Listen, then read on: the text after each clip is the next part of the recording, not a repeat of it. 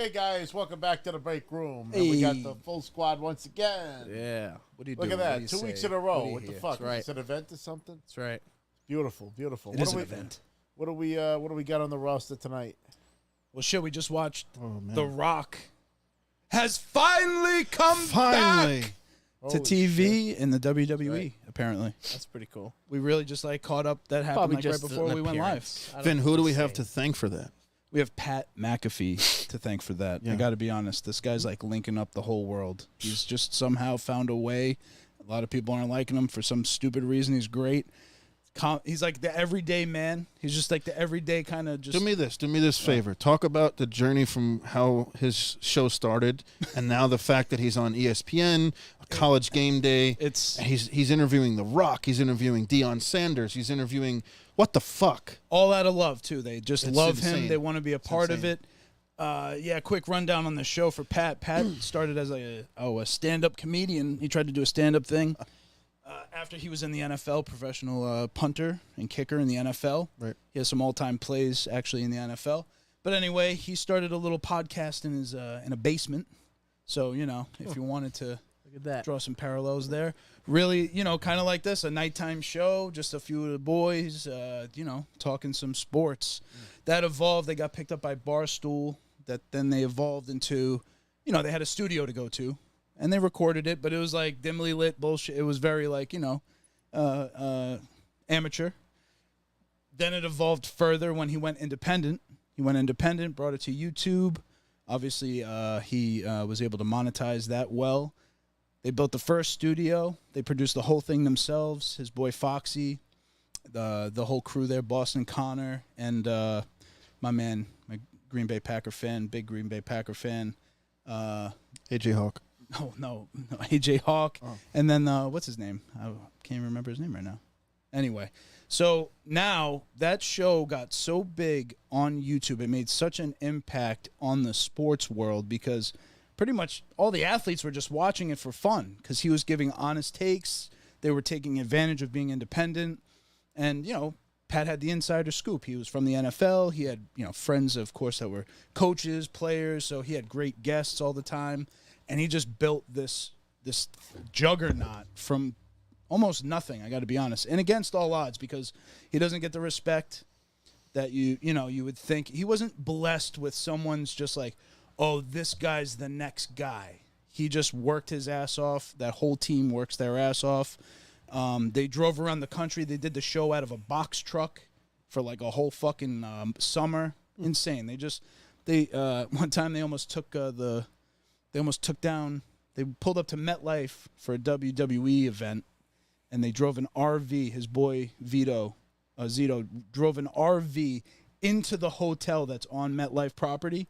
He basically almost took the roof off the RV and destroyed the overhang, the receiving area. So, yeah, they kind of got an infamous reputation around the NFL, the WWE, all the WWE fans out there.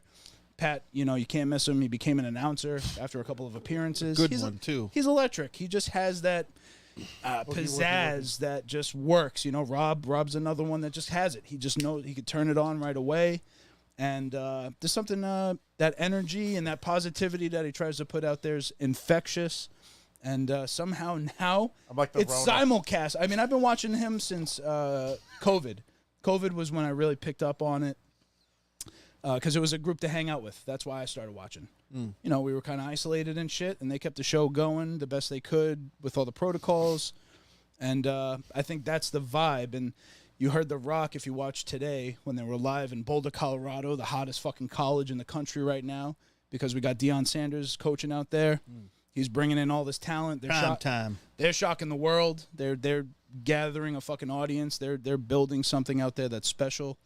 And you got the McAfee show, simulcast, YouTube, ESPN, ESPN Plus, ESPN's YouTube. It's just you couldn't imagine. They've done their best to keep the show true to what it is. They've obviously had to, be conscious of some stuff. Sure. Pat opened the show the other day with a huge F-bomb after the Aaron Rodgers news. Did they bleep it or did you hear it? There was 5-second delay. So, funny enough, on the show, when he said fuck, yep. They stopped because they knew it got blanked out. So they went, 3, 4, 5. And now they knew that it was getting blacked out on cable, but a completely underdog story. He deserves the success. Any of the haters out there are just mad that they're not doing it, I think. Opinions have been shared. The Aaron Rodgers Tuesday, the last now what will be 4 years, has elevated the profile of the show beyond because some controversial comments were made, COVID, vaccines, all kinds of shit. But it's just, they've been able to endure that. They haven't gotten stuck in the mud. And nobody's, they're not saying edgy, controversial things to be edgy and controversial. That's not what the show is. It's just an honest group of friends talking sports, having a good time. And, it's a hell of a story. And it's something that, as a fan, I've felt a part of because I've been watching for so long now. And to see that subscriber count and to see that view count, I watched it go from, 20,000, 18,000, 25, 30. 2 millions! Millions! Too bad the gang here don't know about that. But, it's been something to watch and something to feel a part of. And you cheer his success because he seems like an earnest guy and he deserves it. Speak about his guest today. Probably the biggest guest anybody can ever have on a talk show ever. Dwayne "The Rock" Johnson. The Rock. Live in Boulder, Colorado. Wow. That's huge. Even The Rock recognizes and said all right, so to segue this, The Rock was there. It's huge. It's electric. The crowd is, loving it, all these kids. And one of the questions was, Rock, how do you choose your scripts? How do you choose your projects? You're the most desired movie star. They said, like, you're not an art house film actor. You do big movies that put asses in seats. How do you choose those projects? And, The Rock gives an earnest answer talking about kicking ass and, when do I come onto the screen? I'm reading the script. When does my character come on the screen? But he's like, in all honesty, it's the stuff that makes him want to get out of bed in the morning. It's the stuff that he loves, and it's something that he has passion for. Segue to the show, he, the Pat gave him a big cheers, a thank you for coming on. And The Rock was like, no. I want to thank you for having me on because I don't get to do this. I don't get to hang with the boys. I don't get to talk shop this way. A lot of what I do is kind of pressers and so on. It's a little more. I love what you guys do. I ran here. I got up in the morning because I was excited to be here. Got on the 4 a.m. plane. I was pumped for this because it's just cool to be hanging out with the fellas. And I was like, that's fucking awesome because I think that's the vibe we shoot for here. If we could pull it off, we try.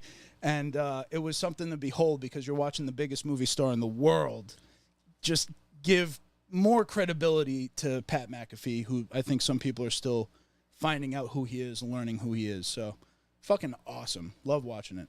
And breaking news for anyone who has not watched Friday Night SmackDown already, Austin Theory came out, Pat McAfee came out, interrupted him on SmackDown, which is actually also in Colorado, and he brought out The Rock on SmackDown for the first time, I think, since pre-pandemic. I think The Rock has not been on a WWE live event since maybe like WrestleMania, maybe like 7 years ago. It's been a while since we had The Rock on WWE. So now, go ahead, Joe. I wanted to ask you because we speculated a lot last year. We did. talked a lot of WrestleMania. We did. And what was the rumor that we discussed? Well, the rumor just got confirmed by The Rock on the Pat McAfee show that they were pretty much dead set on doing The Rock versus Roman Reigns in California, in L.A., and I guess, they were ready to sign the deal, and things maybe didn't coagulate the way that they wanted to. They didn't really come up with an idea that would have been as big or as impactful as he originally desired it to be. And my mindset goes to, let's wait for the merger, which happened also this week. UFC merged with WWE.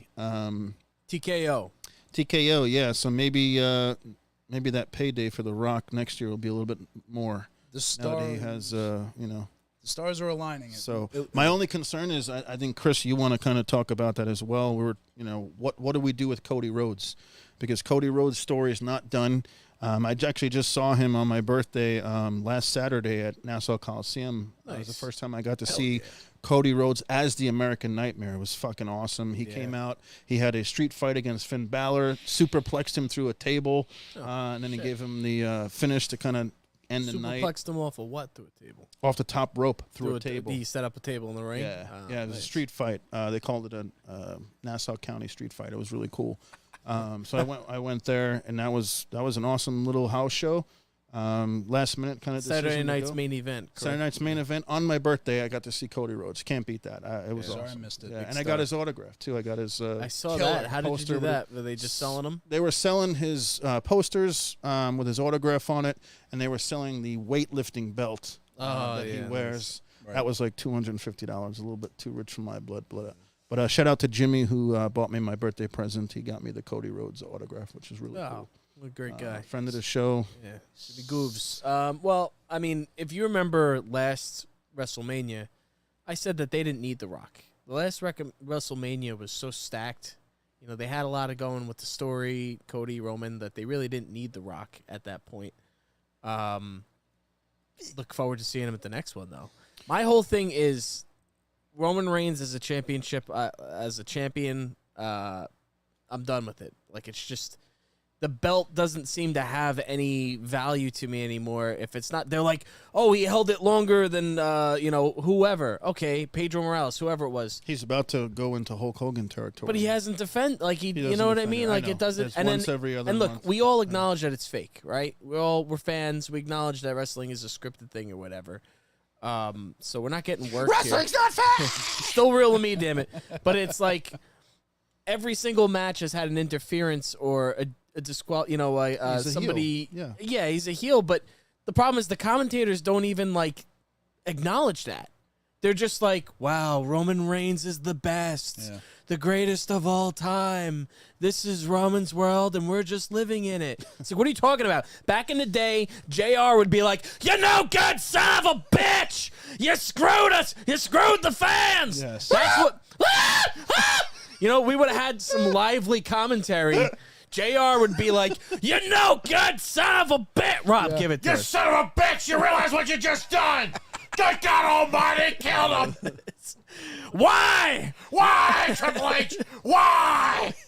You know, where is that? Why aren't we getting that anymore? It's just, Roman's the best. You know, Cody couldn't keep up, or it just wasn't Sammy's night. Like, what are you talking about? He's been robbed! Yeah, that's what if the commentary was at least like acknowledging what the fans think, then that would at least make us feel better about being fucked over. But they're not. They're just pretending it didn't happen. The tribal they're chief is pitching defending perhaps his fourth time this year. Here's what I just want one more thing. If he's the bad guy, like, tell us that. The fans need that. The fans need like this ambiguous bullshit where it's like, no, let the fans be angry and the commentator. No, I want the commentators to be fucking angry and the voice of the fans. I want JR back, goddammit. Nobody does it like him. I mean, he's still in AEW.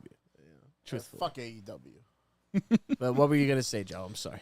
I think it's too early to make a prediction, but I'm doing it anyway because that's what we fucking do on this show. Might as well. Hey, we've been good. I did it. I said it last year. It didn't happen, so I'm just going to reiterate what I said last year. I think they'll do a Saturday, Sunday, where one night he defends against Cody the title, and the next night he goes against The Rock.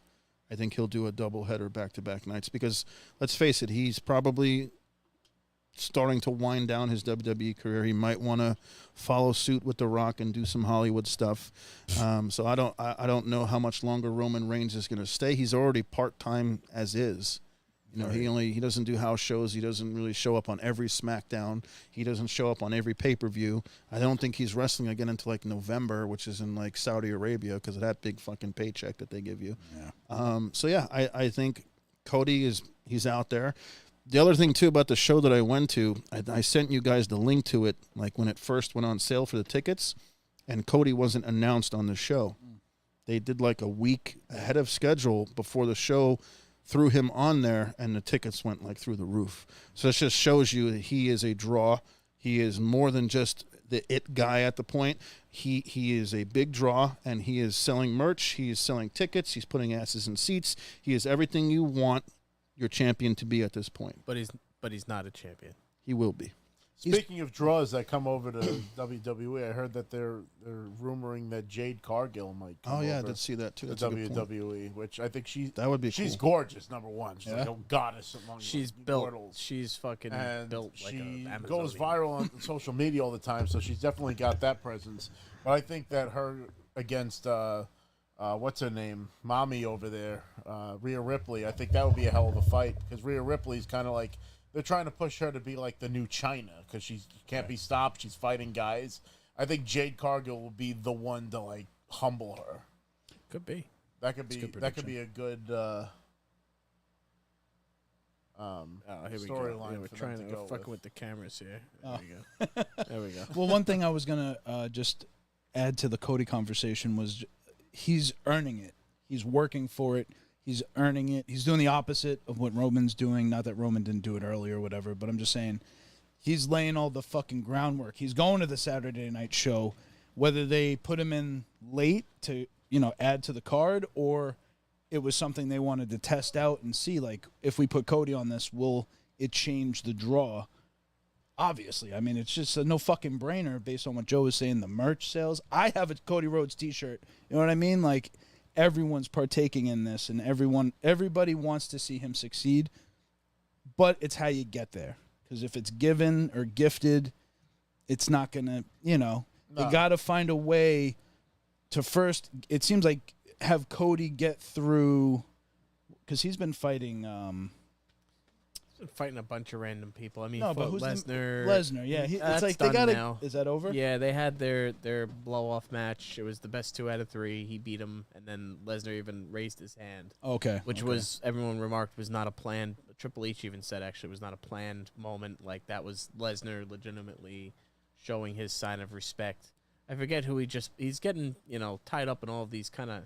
Just feels like bullshit stories in the meantime to hold us over until he eventually faces Roman again. He's having to do all this groundwork, which, makes sense, though. You don't, you're not going to save him for only Roman matches. So, yeah, it does feel, I mean, for me on the outside, that he is getting muddled.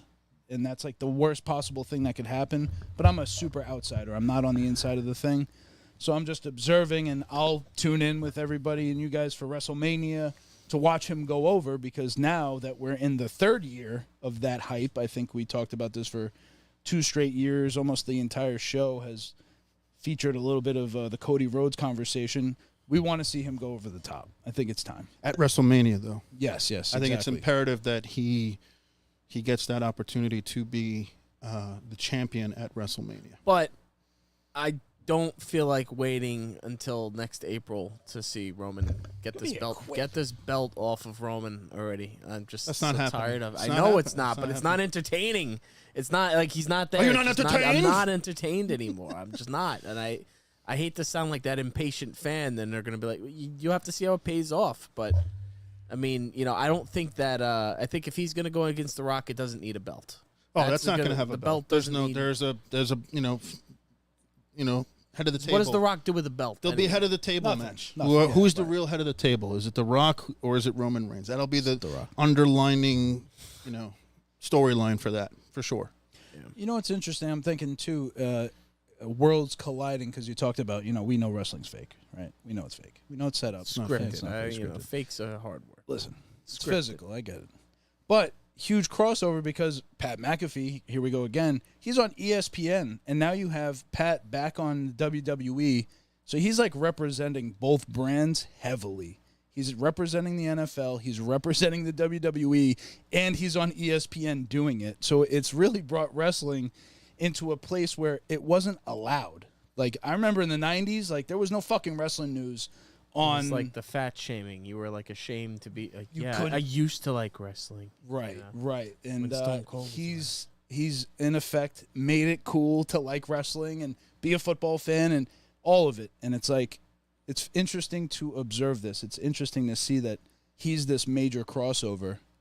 But yeah, that's my observation. We got a lot of comments. I want to acknowledge some of these. Go ahead, Rob. If the Rock's going to show up to WrestleMania, what are the chances that we see Stone Cold show up just for shits? I don't think that they would do back. both of them. I think he did his thing. I don't think that they're going to do another. They don't. I mean, old timers. Fucking... I could see he's in great shape. I'd love to see it. You know what I could see? I could see maybe Roman beats The Rock. The Rock goes to shake his hand at the end of the match. They hug. He kicks The Rock in the nuts.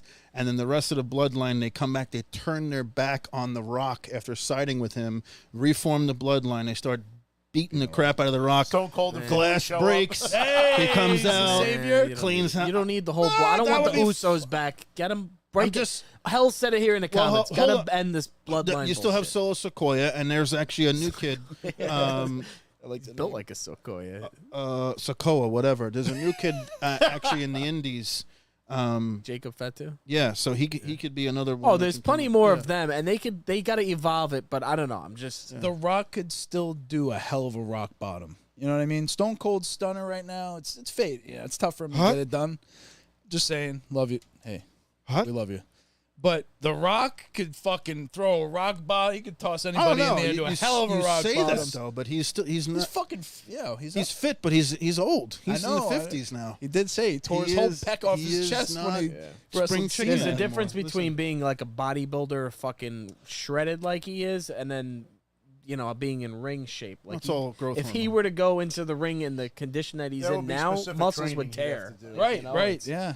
Speaking of teared muscles, Oh, please no. Porn. Come on, man. Listen, You this know. this has been a crazy fucking ride of a roller coaster I know. from trying to convince you Aaron Rodgers is going to be a Jet. Get the fuck out of here. I said that. There's you no fucking way. no fucking He's way. not That's living true. in Green Bay. Vin was very much like fucking turning his nose up And at then, it. and it finally happened. It finally started to, Finally. fester and things like that. And we finally got it. We got Hard Knocks. He was bought in. Wait, he wait. went to all the games. He went to Knicks games, Rangers games. He became the mayor of New York City. He became the face of the New York Jets, the captain. Too soon. Oh God! And then this is what happens when you're a Jets fan. comments. This is just what happens. Just end the season, okay? Just end the season. JETS. A lot of people on suicide watch. My that heart night. is broken. Wait, I know. I jumped the gun, so I do want to. I want to look at the comments here. 'Cause We there's do have a lot of comments good here. comments here. Got a lot of friends of the show. Hells is in the club, of course. Hells is always in the club. The real Rocket Boy, fan of Jackie Singer. We're bringing it back. Jackie Singer is coming back soon, one of these days. So a couple of things here. Hell said that there's too many factions these days in wrestling in general, which can be argued. There's definitely a lot. You have the Bloodline. You have There's always been stables in wrestling. Judgment Day. There have always been. I like stables. I love stables. To a degree. AEW overdid it. WWE, there's two major The factions. NWO, the fucking Four Degeneration Horsemen. X. There's been so many things. Yeah. And usually that's a launching point for a lot The of Hart guys. Foundation. It's hard to give one the guy a nation good personality. of domination.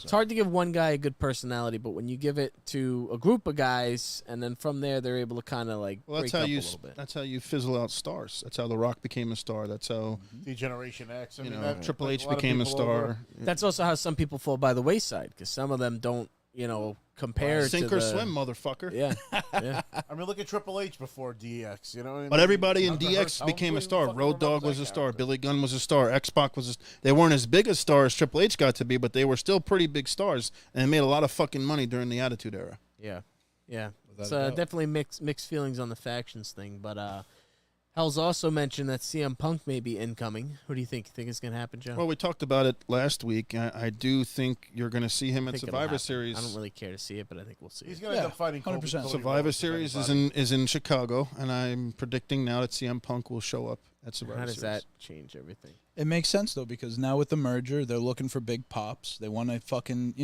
all this money getting exchanged. This is a big deal. Yeah. And they want to see fucking their name in the headlines, and what's going to put it there? The Rock on SmackDown in Colorado. The Rock potentially big. battling Roman Reigns at some point. The teaser, the little this stuff isn't just being talked about by accident. It's there's things going on in the background. So It's something to I boost think the stocks in a Yeah. post-McMahon world. you know, need right? to. You 100% got to sell. You got to put asses in seats. And the CM Punk thing, you guys have said it in the past, like, it'll work and then it'll stop working. But, hey, listen, for a few weeks, it's going to be big, and then you start facing him off with Cody or do something interesting with, any one of those dynamics. I think it'll pop pretty big. As much as I was complaining that the Roman Reigns story needs to move on or something, I think that, that's what you want almost. You want to get people to the point where they're like, enough! Right. And then they're pretty good at usually giving us what we want, so we'll see.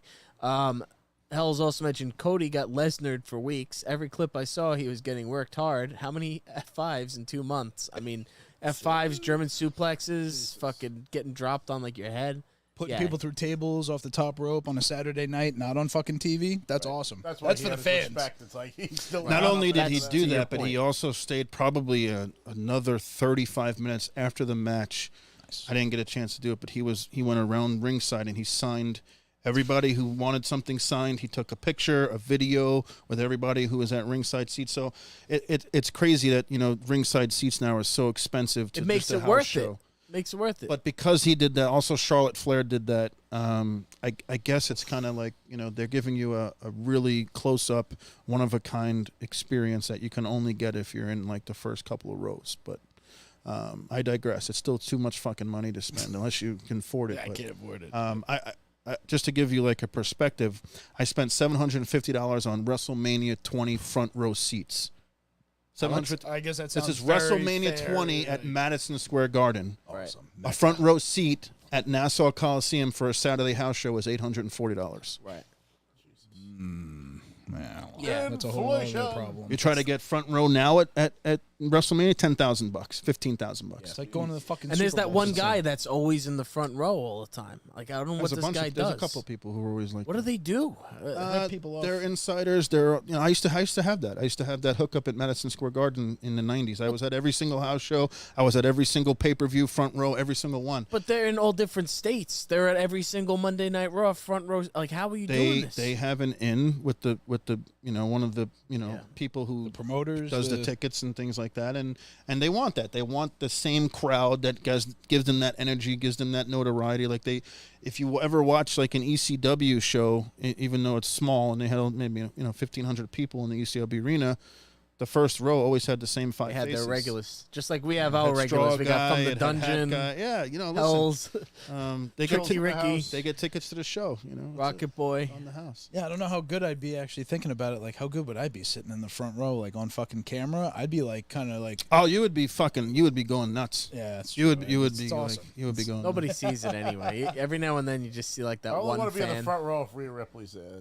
The closer I get, the more I would feel a part of it. That's probably. Rob loves him some Rhea Ripley. I mean, We all Who don't? Does it? we all Who love don't? some Rhea Ripley on this. Or Nikita Lyons. I could see Jade Cargill go against like Bianca Belair or team with her, or that would be a good match. She's another one. My God. A lot of talent there. A lot of talent. Talent. Just a few other points, and then we can move on to the Aaron Rodgers thing. No, we said- have to stop with that because I'm already depressed. I can't take any more. How much more do I have to take? Dude, All that's, of it. I, you know, 40 I'll- fucking years from Moses to Sandy Koufax. I want. Nice shirt, I'll Rob. ask you what I said before, but Thanks, Phil. Nah, I I mean, have there's one final point to that whole thing to what whole to thing? Rodgers. Yeah, go for it. Let's move on. Fuck it. So yeah, Joe said before I was in denial. We were in like mid-season when Joe would say this shit to me. It's like literally Aaron's playing for the Packers. It was last season. He's like, he's coming to the Jets next season. I'm like, fuck you. What the fuck, Fucking guy. And then it comes true. It happens, despite all of my, like, get the fuck out of here. Surreal. The reason why Really those rumors exist. surreal as fucking sin. Comes out of the darkness retreat, decides, you know what? Got this big chip on my fucking shoulder. I'm going to go to New York, and I'm going to prove to everybody how fucking great I am. You know what bothers me the most is how lean and in shape he was. Yeah, He dude. looked fucking good. Primo, which is fucking annoying because I'm like, dude, you played professional football for 17 fucking years before that. Okay, I get it though. There's something to be said when you move on to a new situation. When you've been in the same thing for all those years, to almost 2 decades, and you move on to something new, it's just rejuvenating, and I completely understand that. So I don't really take it personally. But yeah, he's in peak fucking shape. Everything, the stars are aligning. It looks really great. The only thing that I said to Joe, though, was, do you remember what I said? Because I know I said it. I gotta go. I said, don't get him hurt. Whatever you do, don't get him hurt.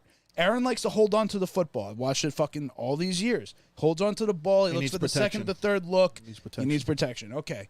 The Jets fucking don't do it. They go out, they get Dalvin Cook. I know I'm getting in the weeds on football here, but it was just annoying to fucking kind of know in the back of your mind, like, wow, like, this is almost too good to be fucking true. They're really in this deep honeymoon. We're all living in New York, so we're really getting the full tilt of it. I'm not a Jets fan, but I'm enjoying it vicariously. I'm just letting people enjoy it, but it also is annoying because I'm like, damn, haven't won a thing, and they're talking about the Super Bowl. You got to get through 19 fucking games and playoffs and wild card. It's just the way the world works. It's the way social media is. Yes. It's the way all these news channels. It attracts viewers when they start talking about these things. They want to hype up everything. It's all it is. It's hype. Now you're not going to have that.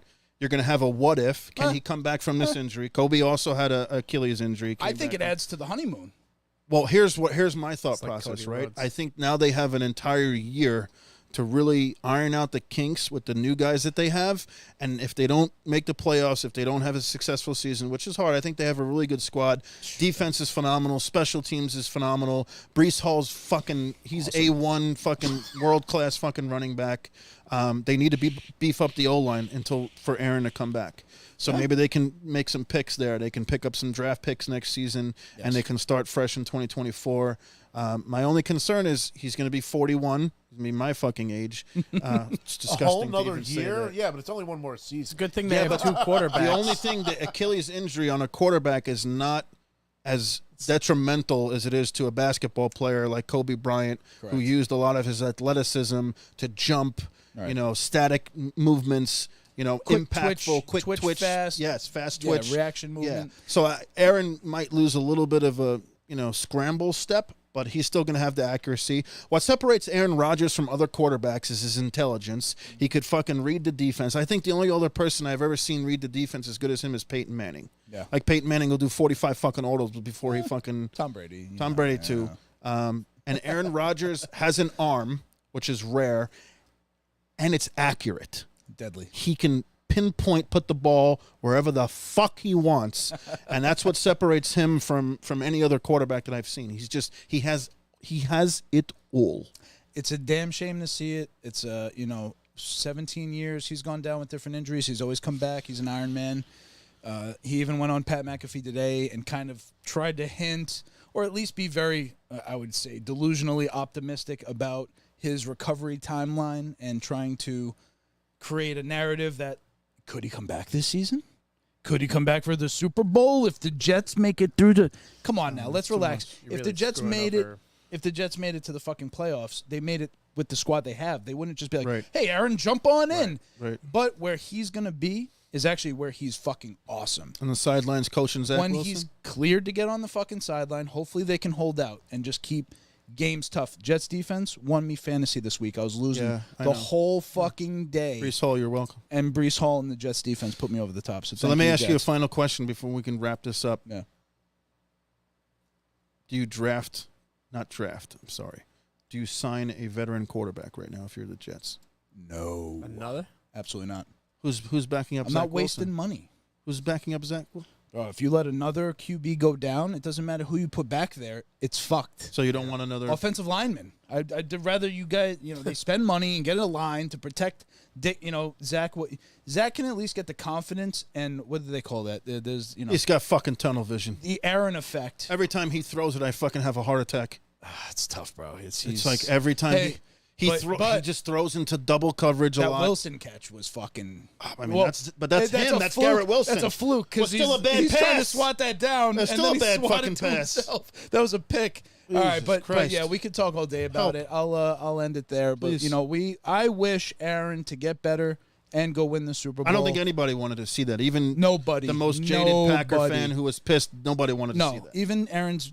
Well, actually, no, that's not true. Aaron has some. Aaron has. Aaron has some fucking enemies because he is pretty. He's polarizing because of the XYZ situations and statements. Like he's earned this this reputation on the internet that's not true. It's another fucking warped perception of him. I love him. Yeah, God forbid somebody really thinks true. for themselves. No, Keith I don't hear Olbermann people and going fuck on that and guy. Well, that fucking guy. all, But you nobody know, else is talking that about guy. him like that. they like, I love- he broke. That happened because he's not vaxxed. You know Yeah. what I mean? Well, It's anybody like, that's you're a fucking saying that coward, knows asshole, that they're being a an bum. You're a bum. Is what you are. You're a bum. But I love his Moving on. response. Like his response is just gold. Beautiful. On ESPN, no doubt. Yeah. That was the funniest part. I was like, ooh, playing with fire. You're on ESPN Doesn't right give a now. fuck. Does not give a He fuck. doesn't need to give a fuck. It's not his show. Yeah, doesn't have to. Absolutely. But I could talk sports all fucking day. Yeah. Let's segue into our next topic. We're going to talk about video games. yeah. I'd like to kick it off with the latest video game that Rob did not play this week because he's playing Starfield. But you will play it, and I know that you're pretty crazy about it. Is Mortal Kombat Platinum 1 that shit. came out this week. It came out on Thursday. I've played it for the last 2 days. Great game. Looks great. The roster leaves a little bit to be desired. I haven't really honed in on who I really want to use as a main. I'm still really obsessed with Street Fighter 6. Yeah. Nothing is going to take me off of Street Fighter 6 at this point. I'm just going to have to piggyback back and forth between a couple of games. There's so much stuff coming out this year. There's so much stuff that's already been out and released this year. We're still playing catch up. But Mortal Kombat's really good. Rob, the only thing I will say, it's kind of bare bones. There's no crypt. So I know how much you like the crypt. You like to go in and that's unlock upsetting. everything. You like to get every single costume, fatality, color, like all the props. It's fun. It gives a meaning to the repeating the game over and over again. It gives its replayability. The other because thing you that have to do I so did much not shit. like, it became a very heavily microtransaction game. Like they have a store now, and they have every day there's new items in the store, and you have to spend real currency if you want this mask or this color or this title or this. It's like, Jesus fucking Christ. We used to be able to unlock this shit by playing the game and going on the crypt and grinding, and now it's like, yeah, but if you want it, it looks cool. Let's pay $15 for this shiny new like armor that you can put on your The only character. thing I'm grinding is my gears right now. So yeah, Is Noob Saibot in the game? no, Smoke is in the game. Can I? One of the comments here from Yeah. Hells, he said it the same exact time you said it, Joe. He said, "Remember when you could unlock characters by playing the game and not just buying bundles?" Yes. There is a gift and a curse angle to the internet thing. We, as kids, played these games and were like, can't wait to play my friends on the internet. That was pretty much what we wanted out of this shit. And now they've turned it into every little penny needs to be squeezed out of these fucking kids. Here's the and other thing parents. that fucking really pissed me off. And then I kind of want to segue into what's pissing you off lately before we go into a tirade of Starfield and things like that. So these companies and NetherRealm just did this recently where they announced 2 days before Mortal Kombat 1 was released that crossplay would not be enabled at launch. So now I can't play someone on PC. I can't play friends who have it already on PlayStation. And they wait till the last fucking minute till you already have your pre-order in. You already have it installed. You're ready to fucking play it. You're hyped up. And oh, by the way, 30 frames a second. Oh, by the way, we don't have crossplay enabled on launch. Wait for a later patch to come. Fuck this bullshit. I'm so sick and tired of these fucking games releasing at this monumental fucking $100 price tag because you got to buy the season fucking pass, the download content, all this shit, and you're spending $100 on a fucking game and it's incomplete. Yes. Say it again! And then they have the Say balls it to charge you again! more, and you're not even getting a physical fucking game anymore. I don't even understand how we're accepting it, but it sucks because you're just like, yeah, I want to play. What do we do? I don't know. Like, We you stop just- fucking playing. I don't. It's not going to happen. We like video. This is what we do. and We're they're gamers. abusing Yeah. us. They are abusing us. They know that people will are do gonna it. buy Mortal Kombat no matter what. It's fucking bullshit. And to be fair, some game companies, they take their time. It might take 6 fucking years. It might take 8 years. It might take 10 years. But you get a complete game. We'll say Starfield, it's a complete game. There's a lot going on in that game. It's got to be fixed and polished and shined and blah, blah, blah. But there's a lot to do. I could do things I'm not going to pivot, but I'm just saying there are still companies out there that should be rewarded for that. The only company that's going to be rewarded for that, and Chris is not going to like this because he didn't like it last week, but Destiny Nintendo. sucks. All right, they're gonna say Destiny. No, not Destiny. Destiny clearly had a lot of patches and kinks and growing pains. But when Nintendo puts out a Mario, a Metroid, a Zelda, it's complete. That's true. It doesn't 100%. need DLC. It doesn't need this. It doesn't need a patch later. It's fucking ready to go. It's not nearly as robust. Oh my god! But yes, you are correct. How could you say that when you never played a fucking Zelda game? I've played plenty of Nintendo games. You've never played a Legend of Zelda game, I've which seen every what it single looks like. fucking Breath of the Zelda Wild. is a masterpiece Yes. from start to finish. I never There's said they no- were bad games. Never said they were bad gotta games. go. I gotta said go. that they are not as fucking next gen as anything else out there. They gotta don't go. have the They're not- graphic that's superiority. different. They're That's not not- realistic. They What realistic? They You're play playing a to- video game. What do you mean?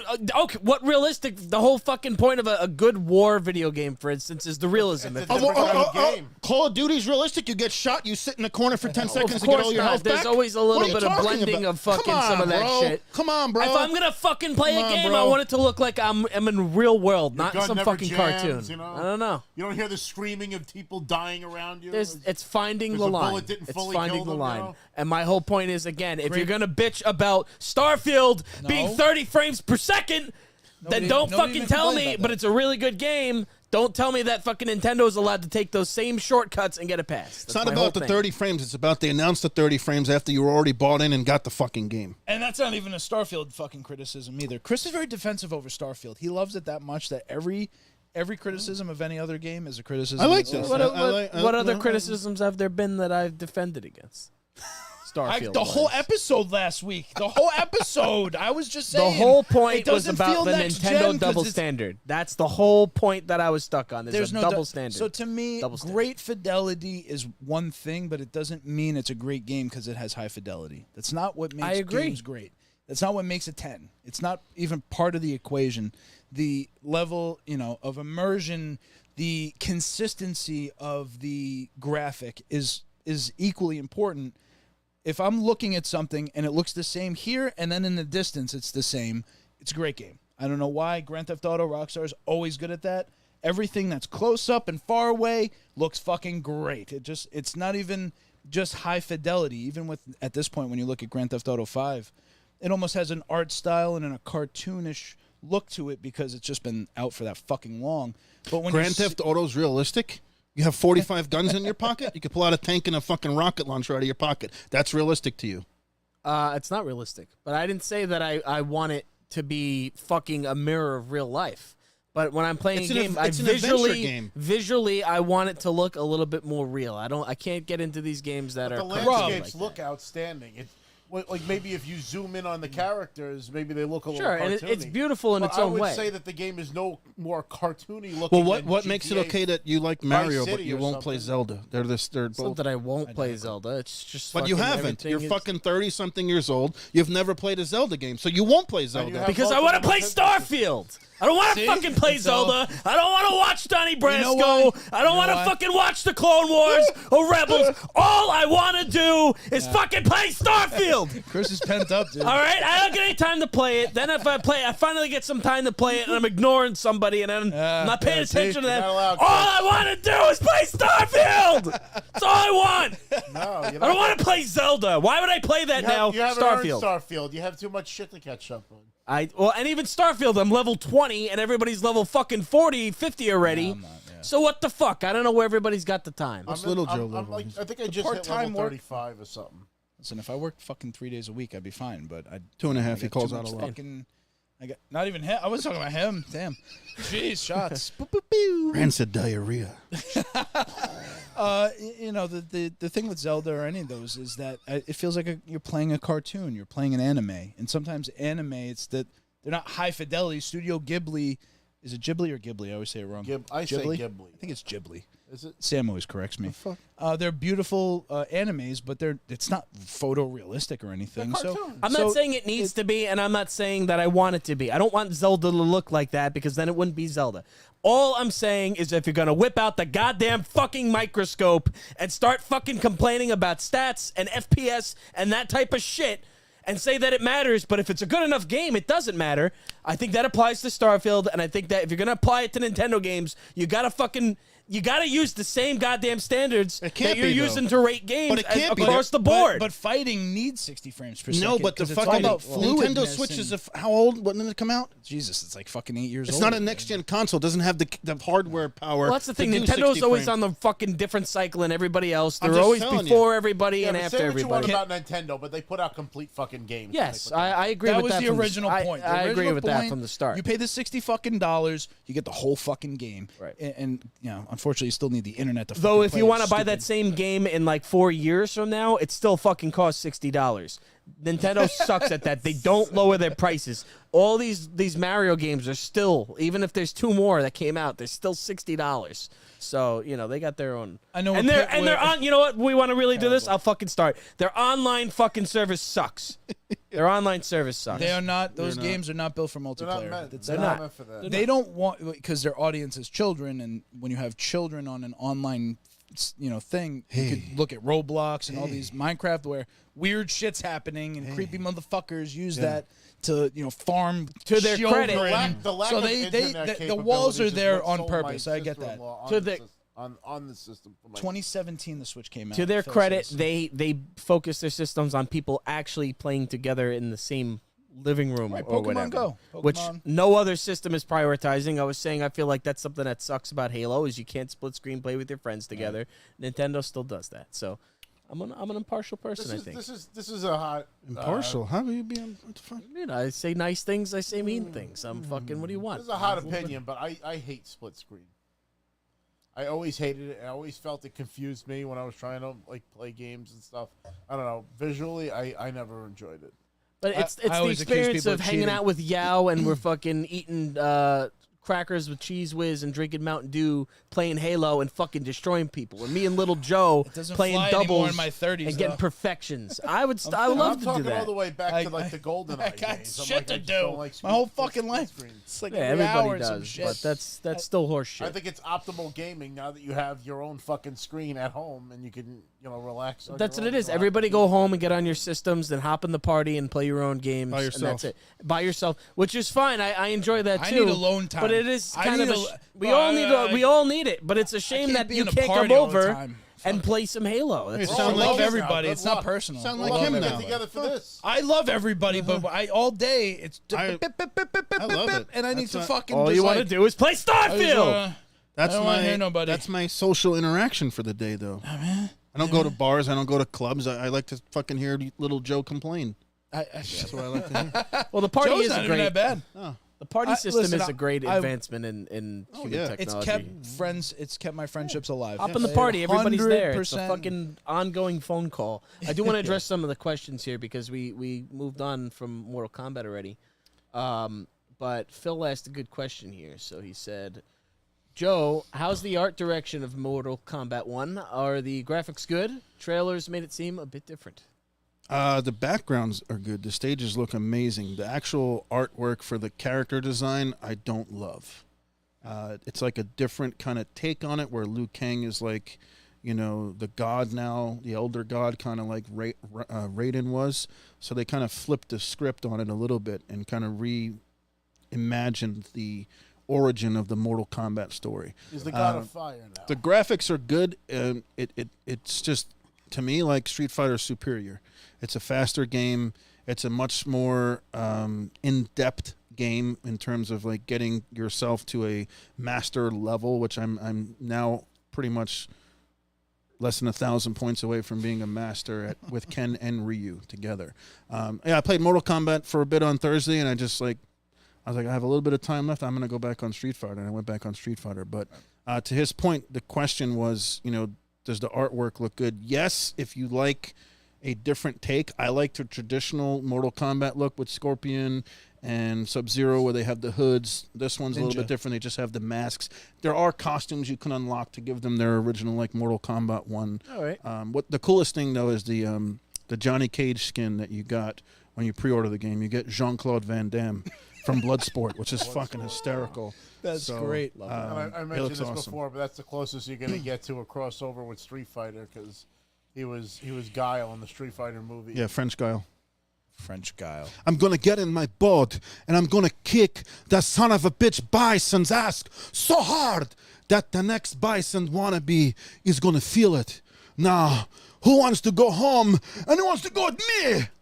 Dude, Some of the other comments here. that was bad. Horrible. That was bad. Little Joe said, "Those were the days." Phil Dunphy says he'll never pre-order a game ever again. I guess that's Smart. after the late announcements. I mean, it's like you don't, unless they give you a pre-order bonus, you really don't need to. There's always a pre-order bonus now. There Everything is has a always a fucking pre- pre-order yeah, I bonus. can't Now- justify the that. money for it, but that Spider-Man 2 set with the That's Venom statue and shit, awesome. it's like $250 fucking dollars, which I just don't have. All right. But that statue is sick because it's got Spidey, it's got Miles, and it's got Venom. You know what really gets me with the pre-order?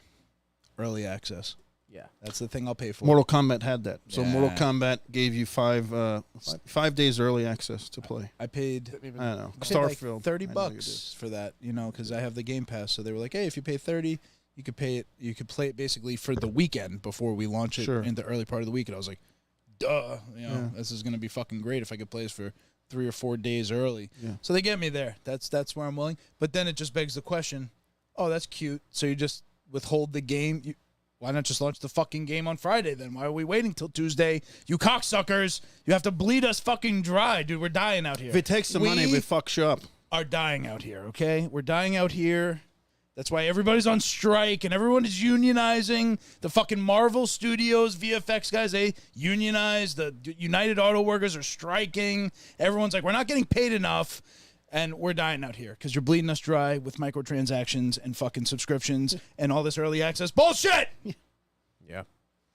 And let's make homes unaffordable too. On top of it all, Fucking damn it. can't afford to be alive anymore. That's it. Help. That's it. Oh, Brooklyn, New York, SmackDown. Joe told us about that. Some of the other comments here. Hell's Broadcast Network mentions that an 8-year-old just won a tournament with a SCUF controller. 8-year-olds, dude. I had Competitive. to. No, Sorry. that was good. Well The done. competitive aspect of 8 aprons. The competitive aspect of fighting games is washed with macro play. I love SCUF Macro play, controllers. yeah. So that means like you have extra fucking buttons and extra. right. Why is that fucking legal then? There should be 2 options. Yeah, I mean, what kind of There should tournament be, was this? you either right? have the fucking, the stick, the classic joystick style, Right. or you have a controller. Otherwise, go fuck yourself. That's also another reason. Don't like PC crossover. A console should have crossplay. PC should be its own fucking thing. I agree with Because they're that. fucking cheating. Yeah, I and agree they're with fucking that. doing all this shit. Joe pointed out. That's what got me off of Modern Warfare. Bro, it's Because bullshit. I'm getting sniped from like 100 yards out with a pinpoint. Like, no way you're Horseshit. hitting that It's shot. fucking cheating technology. cocksuckers. Fucking shot. It's not even superior. It's that they're cheating. Sea of Thieves. Joe brought up. He's kind of annoyed with Sea of Thieves because he went on Reddit and read basically a lot of long-term players stopped playing because there's just PC mods. Fucking, you could instantly shoot onto a ship. It's like, Right. who the fuck wants to play with that? Yeah, That's how they're doing So they should isolate fucking PC. It should, if we get cross-play, which we're never going to get the one we Some want. games have that feature where you can, like Halo Infinite has it, where you Good. can turn off PC.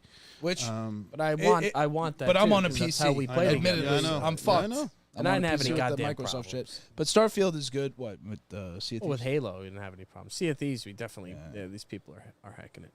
Some more comments here. Phil Duffy said that 2017 the Switch came out. However, the chip they chose was already 2 years old at launch. Yeah. So That's and not then he doing said- 64K. 2015. Come on now. Right. Oh, whose fault is that? Tears of the Cheap. Kingdom. It's fucking. That's how you make a system for Exact- well, $300. It's So true. every kid from King that on Earth has has fucking one. stick drift too, and you have fucking analog sticks. Fucking are Joy fucking- Cons. Tears of the Kingdom was a technical miracle that it works as well as it does on the Switch. The building system alone would draw Chris in because it's the one thing that you would enjoy. Because I know what you like to do. You like to do the get off the beaten path. Chris is always going like, what can I do?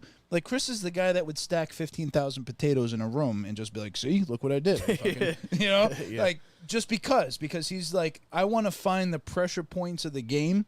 And with the building system great in with Tears of in Tears of the Kingdom, you have this custom building system that almost feels like a mod. It feels like it shouldn't even be in there. I own And the it game. enables. I bought the It owns game. the game. I bought So- the game, didn't play it yet. To Phil's point, the fact that happens on a I know it is a balance and a measurement of time, but you replay the fucking shit out of things. You how many countless hours on GTA Online when there's nothing new to be gained at this point. We're fucked. But it's still like I want that more. Then you want to play a new thing? Then I want some I other want the thing. familiarity. No, because then I buy a new fucking game for $70 and I don't love it. You know, Chris, did you see the video where the guy stacked thousands of sandwiches in a ship, and then it was like breaking the frame rate as it like lifted off, and when it shoots off, all the sandwiches like fall to the ground. Oh my god! Dude, someone got wheels of believe cheese in space. They got like 15,000 wheels of cheese, and then they blew it up with. Dude, everyone's just doing such everything crazy they shit. can. They're pushing that because that's pure game engine. The one thing with Starfield is it's just the game. Everything that's happening in the game is happening all the time. It's not like when you go somewhere, like, oh, this is when it happens. That's it. Oh, he's got the Grubhub on the way.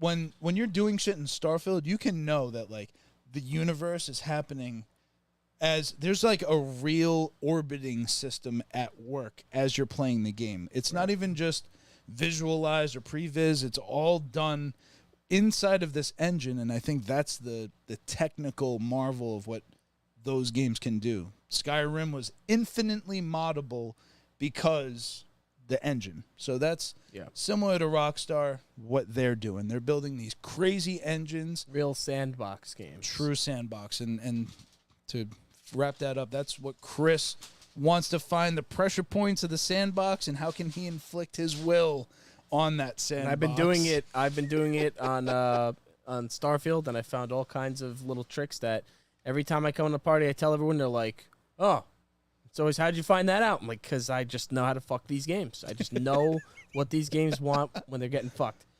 So, for instance, when you have illicit goods in Starfield, what do they call them? It's like got the little yellow icon, and you can't be caught contraband. with it. Contraband. Fucking band. So when you have contraband, Exotic contraband, I think it's what it's called. It's like yeah. So if you're caught with that when you go into another star system, they always scan you. Yes. If they catch you with it, I don't even know what happens because I haven't been caught yet. They actually throw you in jail. They throw you in jail, So and they take it. So I'll give away what it actually does. Yeah, tell us. Sorry. So I kind of fucked up and had some contraband on me, and then like I didn't want them to scam me, so I started fighting against the cops, and then it made me wanted. It was one of those moments where I kind of had to load back in, and, unfuck myself. But they arrest you, they take you to like prison, and then like the admiral or whoever the fuck is running like the prison over there basically gives you the option to like join like the military, and like if you don't do it, they'll put you in jail. But if like you choose, I guess that starts a whole nother. That's how the UC story starts. Apparently, they want you to infiltrate the Crimson whatever. Exactly. Crimson Dawn. He basically gives you that ultimatum. It's either like infiltrate these people for us and we'll let you go, or go to jail. Yeah.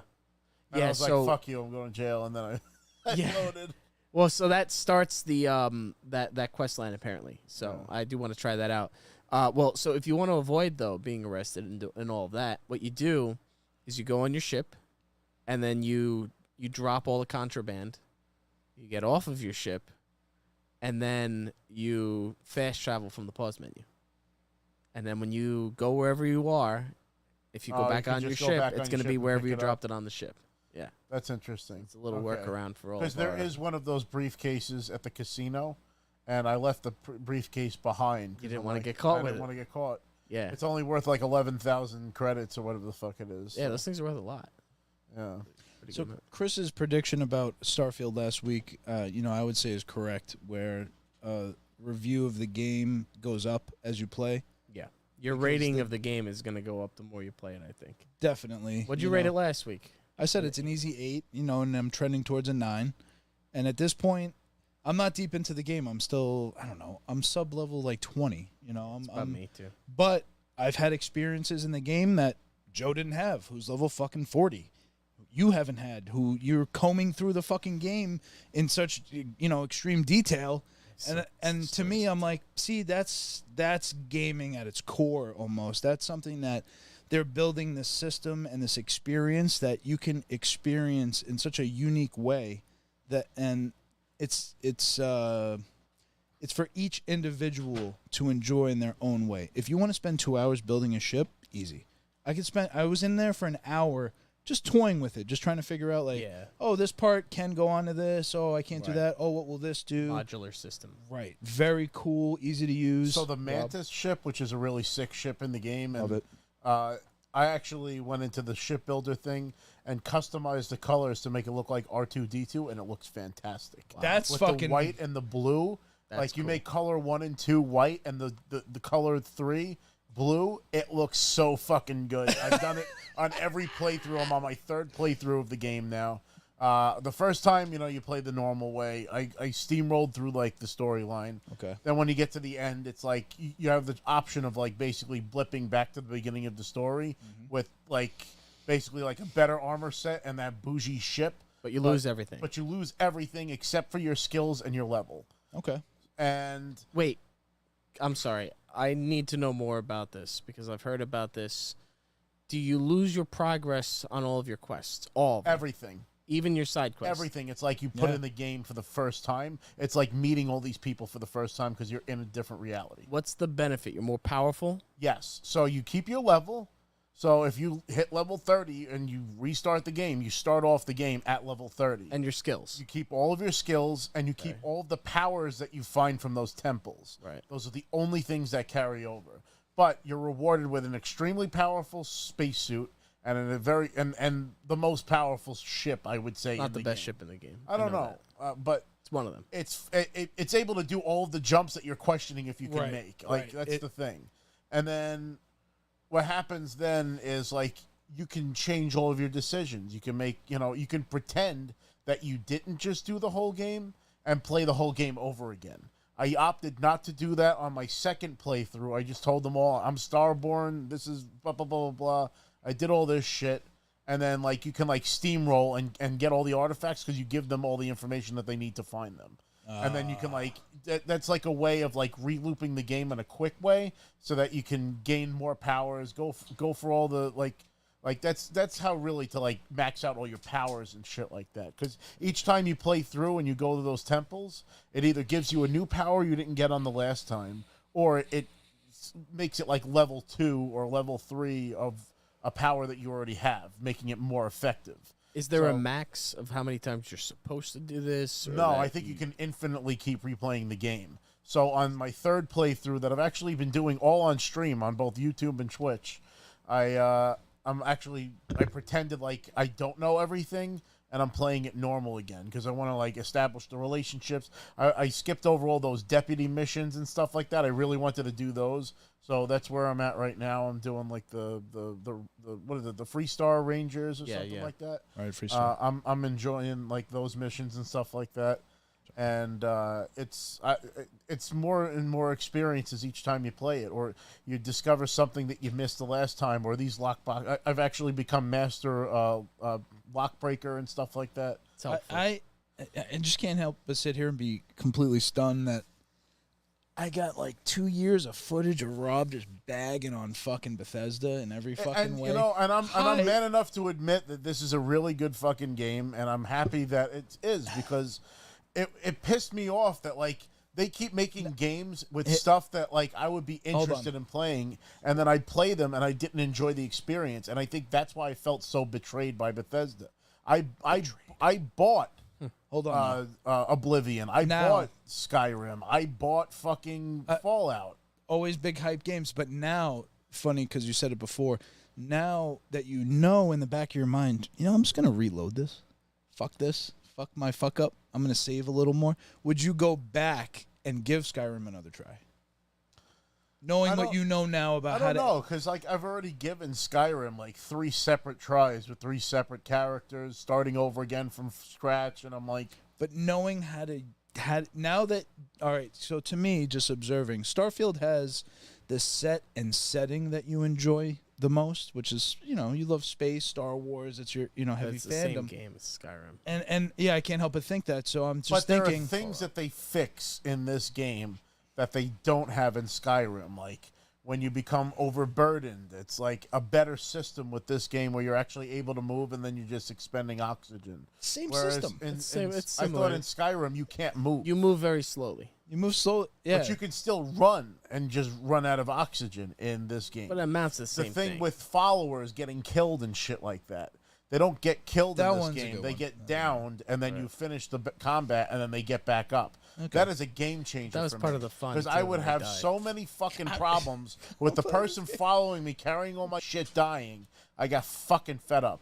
Because I'm playing the game and I'm just like, you know what, man, I really need to fucking play. Like some I gotta Skyrim worry about again. my character and some asshole that's following me that I have no control over. the It's point. like, you know, but they're no. actually helpful now. I was just curious. The followers are able to kill fucking people. They headshot. Oh, they're great. They Yeah, now have their own- chime in. They chime in the story too. They'll just like depending on who's following you, whatever quest you're doing, whoever's following I like you Sarah also affects it. Morgan. I typically stick with her and stuff. And, Yeah, I liked her. Yeah, you can marry her. And I did actually on you my did? very first playthrough. I was like, I don't know if the guy's gonna die at the end of the story. I don't know what's gonna happen. So I wanted him to have like a little happy ending with the girl that Nice. like he saved and shit. Because the way that the game actually works, the mechanic is that they take the two characters that follow you the most, and they make you make a major decision between the two of them. So you have to slick. pick like really your real favorite and save them instead, and that kind of thing. Don't say it. I'm not, you know. I'm just I kidding. just want you to know it's like The Ides of March. they do that kind of thing, and it's good. interesting because it gets you gripped, and it's like, wow, there are actually characters that I do give a fuck about in this game, and not just me. And you know, they immerse you in this world, and there's so much to do. You know, I will say that the biomes are maybe a little limited, and there's not that many things to collect, but It's not that kind of game. But each planet has its own flavor. You know, you got like your jungle planets with the aliens, and you got the planets that are like the fucking moon, and you could just jump everywhere and shit. Yeah. You've got your places like Neon, where it feels like Blade Runner-y. Yep. I mean, it's got everything. It hits all those check marks for space exploration and you know, little Easter eggs like naming one of the planets Sagan and stuff like that. It's Rob, good. then Joe asks a great question in the comments. Score it.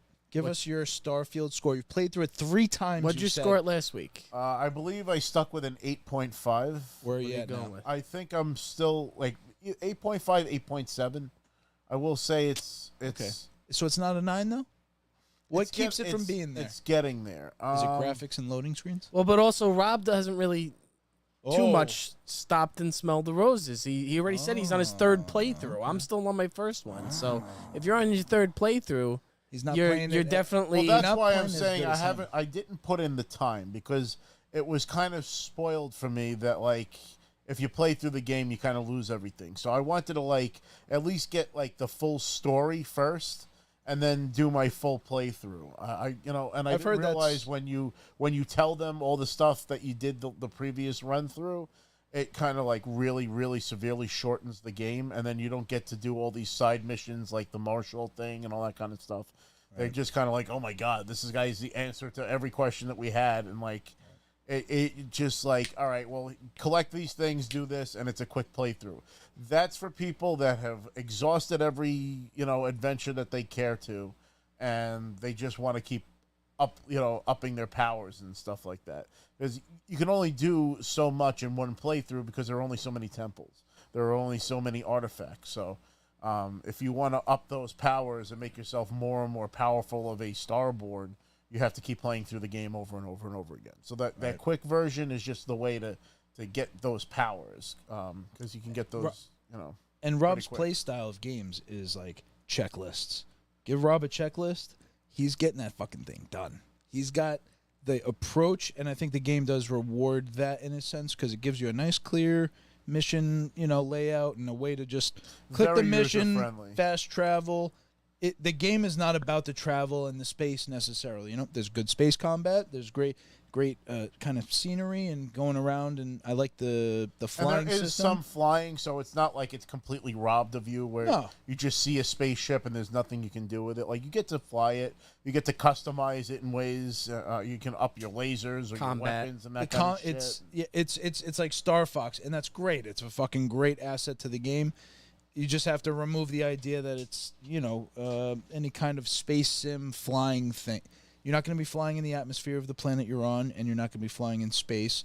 So just remove that. That's like the thing that I think people went in with a preconceived notion based on previous games And that it we makes fucking sense played. because you're looking at a giant planet, but there's only certain places that you can land. So it makes sense why they would take that approach. You can land anywhere. You could make a fucking landing zone, right, Chris? You could just Yeah, go I to a mean, planet. But those hit are on the land. barren planets. I'm talking about like ones that have cities in place, like the lodge and that Still kind could of pretty do much that land anywhere. anywhere. You Yeah. could just land on top of the bank. You just make a check. No, you can't land like in a city, but you can click anywhere on the map of the planet for the most part, and you can land there. Now, I don't know if it necessarily really lines up or if it like makes something based on where you click. I've heard different things online, but yeah, you can click anywhere on the. I think on one the of my planet. favorite powers, though, of the powers that you get from the temple is one called Pull Elements, where you can literally hit that button and it pulls whatever elements are in the ground right to you without having to mine everything. So, That's a like, good one. every time I go for, like, one of the artifact pieces, you know, it's like in a cave with all those, like, Right. nodes and shit. You hit the thing, it collects it all instantly. I just felt like, oh, cool. It's like, you just give me the force. Great. You know? Exactly, exactly. It's the closest to force powers as you're gonna get. And I think now that I'm on my third playthrough, I think I want to start looking up mods, and I want to see if like you can turn like a cutlass or something like that into a lightsaber. You know what's really Well- impressive, too? I'm sorry. Go ahead. Well, I'll just say to that point, they did have lightsabers in Skyrim, I know Oh. I did play that. but it seems like I don't know if they got like a takedown request or something because like you, at least, and I'm wrong. Maybe there's some ways if you really know what you're doing that you can get it, but they're not in like the Skyrim like built-in mod store Yeah, but anymore. Star You Wars can't get the doesn't star. exclusively own laser swords because I mean Voltron had a laser sword. You know what I mean? Yes, and I did have a mod that like didn't call them lightsabers; they called them like That's where light you- swords. But That's where you cross the line. If you say lightsaber. If Spirit Halloween can sell, you know, laser sword, you know, and it's not labeled as Star Wars, they can't really do anything about that. They'd have to take down every carnival festival too because they sell all those knockoff lightsabers. yeah, If you don't call it a lightsaber, it's not a lightsaber. You know what I mean? yeah. I'm just saying. I went into the Skyrim But store and I couldn't find if it you can anymore. make the physics of a sword that made of Rob- light and can cut through shit, I'm good with it. Well, we'll say we're also playing on PC, so right now all the mods are unofficial anyway. But I heard they also gave a They- version of the game early to a lot of the top oh, dude, modders. it's of, coming. of Bethesda one- games. Bethesda's very forward with how it treats its modders.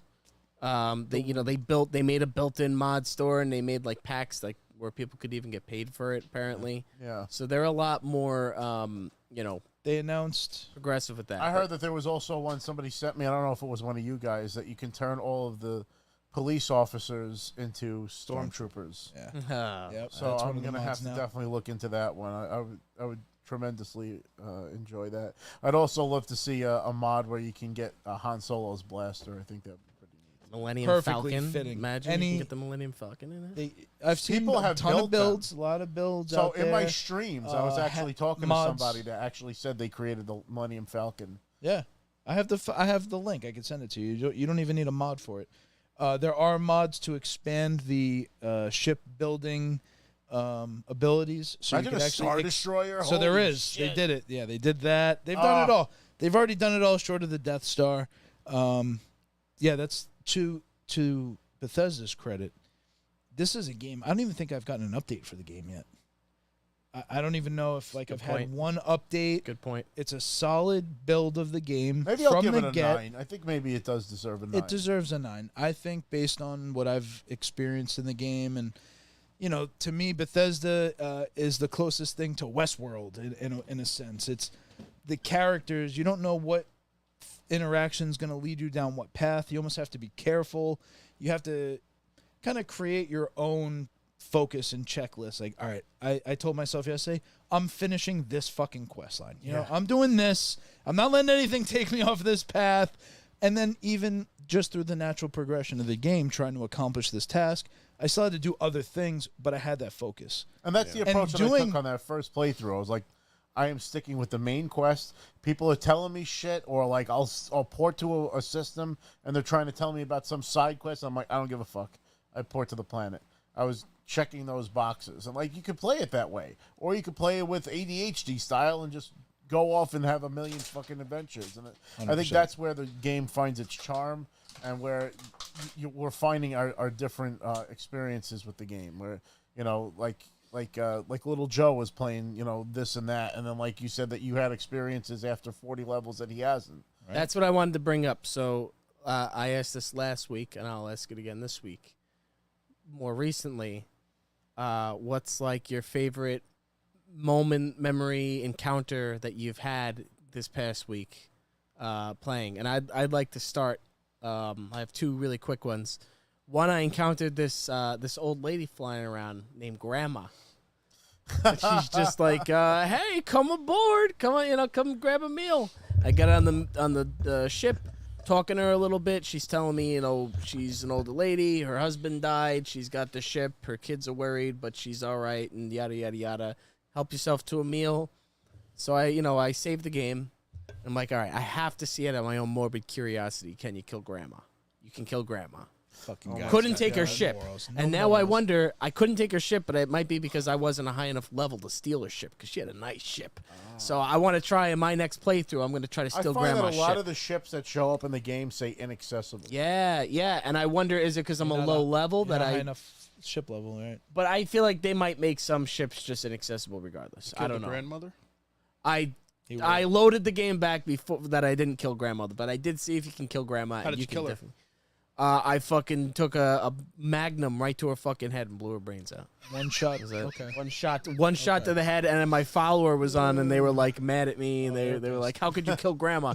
So that was one thing. But no, the real thing that made me fall in love with this game, and why I'm gonna raise my 9.2 Uh-oh. to, for me, it's a 10 because I love this game. Wow. So I was flying through space, right? And somebody hails my ship. Hey, I need to talk to you for a minute, my friend. And, that happens in the game all the time. They hail you and they try to talk to you for a second. Oh, I know what you're talking It's about. close. And then they pull me. I'm like, what's up? And they're like, we've been trying to reach you about your vehicle's extended warranty. Yeah. If you, and I'm like, are you fucking kidding me? Like, Open fire! This is my real life. Like, there was a point where I had the best phone number ever. I'm going to say it because it's not my number anymore. It was 299-1011. 29-9-10-11. You could literally call it. It was like, call me at 29-9-10-11. It's a great number.